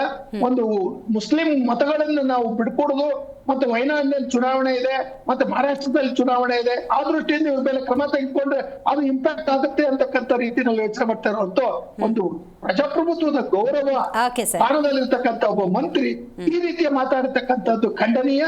ಅದಕ್ಕೆ ಶಿಸ್ತು ಕ್ರಮ ಕೈಗೊಳ್ಳಬೇಕು. ಮತ್ತೆ ಮುಖ್ಯಮಂತ್ರಿಗಳು ಇದುವರೆಗೂ ಮೌನವಾಗಿರ್ತಕ್ಕಂಥದ್ದನ್ನು ನೋಡಿದ್ರೆ ಇದು ಯಾವುದೋ ರೀತಿಯಲ್ಲಿ ಜಮೀರ್ ಅಹ್ಮದ್ಗೆ ಯಾರು ಹೇಳೋರು ಕೇಳೋದಿಲ್ಲ ಅಂತಕ್ಕಂಥದ್ದು ಪ್ರೂವ್ ಆಗ್ತದೆ. Right sir, right. ಕಾರ್ಯಕ್ರಮದಲ್ಲಿ ಅಂಬರೀಷ್ ಅವರು, ಅನಿಲ್ ನಾಚಪ್ಪ ಅವರು, ಹಾಗೆಯೇ ಪ್ರಮೋದ್ ಅವರು, ಸೈಯದ್ ಅವರು, ಚಮ್ಮಿ ಪುರಾಣಿಕ್ ಸರ್ ಭಾಗಿಯಾಗಿದ್ದಕ್ಕಾಗಿ ಧನ್ಯವಾದಗಳು. ಸೊ ಒಟ್ಟಾರೆ ನಮಸ್ಕಾರ. ಕಾಲಾ ಕುಮಾರಸ್ವಾಮಿ ಅನ್ನುವಂಥ ಜಮೀರ್ ಅಹ್ಮದ್ ಖಾನ್ ಅವರ ಸ್ಟೇಟ್ಮೆಂಟ್ ರಾಜಕೀಯವಾಗಿ ಏನೆಲ್ಲ ಬೆಳವಣಿಗೆಗಳನ್ನು ಪಡ್ಕೊಂಡ್ರೂ ಕೂಡ ಅದನ್ನು ಬದಿಗಿಡ್ತಾ ಒಬ್ಬ ಜನಪ್ರತಿನಿಧಿಯಾಗಿ, ಅಲ್ಪಸಂಖ್ಯಾತರ ಜನಪ್ರತಿನಿಧಿಯಾಗಿ ಒಂದಷ್ಟು ಜನರ ಮತಗಳನ್ನು ಪಡ್ಕೊಂಡು ನೀವು ಆ ಸ್ಥಾನದಲ್ಲಿ ಕೂತ್ಕೊಂಡಿದ್ರಿ, ಸಚಿವರು ನೀವು. ಬಟ್ ಆ ಸಮುದಾಯ ಇರ್ಬೋದು ಅಥವಾ ನಿಮಗೆ ಮತ ಹಾಕಿದಂಥ ಮತದಾರರಿರ್ಬೋದು, ತಳಮಟ್ಟದಲ್ಲಿರ್ಬೋದು, ಬಡವರಿರ್ಬೋದು, ಅನಕ್ಷರಸ್ಥರಿರ್ಬೋದು, ಸಾಕ್ಷರತೆಯನ್ನು ಕೊಡಿ, ಒಳ್ಳೆಯ ಆರೋಗ್ಯವನ್ನು ಕೊಡಿ, ವಿದ್ಯಾಭ್ಯಾಸವನ್ನು ಕೊಡಿ. ಆ ನಿಟ್ಟಿನಲ್ಲಿ ನಿಮ್ಮ ಮಾತುಗಾರಿಕೆ, ಭಾಷಣ ಅನ್ನೋದಿರಬೇಕೇ ಹೊರತು ಇನ್ನೊಬ್ಬರ ತೇಜೋವಧೆ ಮಾಡಿ ರೈತ ಸಮುದಾಯವನ್ನು ಹೀಗಳಿಯೋದು, ಬಣ್ಣವನ್ನು ಹೀಗಳಿಯೋದ್ರ ಮೂಲಕ ನೀವು ನಿಮ್ಮತನವನ್ನು, ನಿಮ್ಮ ವ್ಯಕ್ತಿತ್ವವನ್ನು ಪ್ರಪಾತಕ್ಕೆ ಹಾಕ್ತಾ ಇದ್ದೀರಿ. ಹಾಗಾಗಿ ಜನಪ್ರತಿನಿಧಿಯ ಜವಾಬ್ದಾರಿಯನ್ನು ಅರಿತುಕೊಳ್ಳಿ ಅಂತ ಹೇಳ್ತೇವೆ. ಇವತ್ತಿನ ಕಾರ್ಯಕ್ರಮವನ್ನು ಮುಗಿಸೋಣ. ನೋಡ್ತಾ ಇರಿ ಜಿ ಕನ್ನಡ ನ್ಯೂಸ್, ಸತ್ಯವೇ ಸುದ್ದಿಯ ಜೀವಾಳ.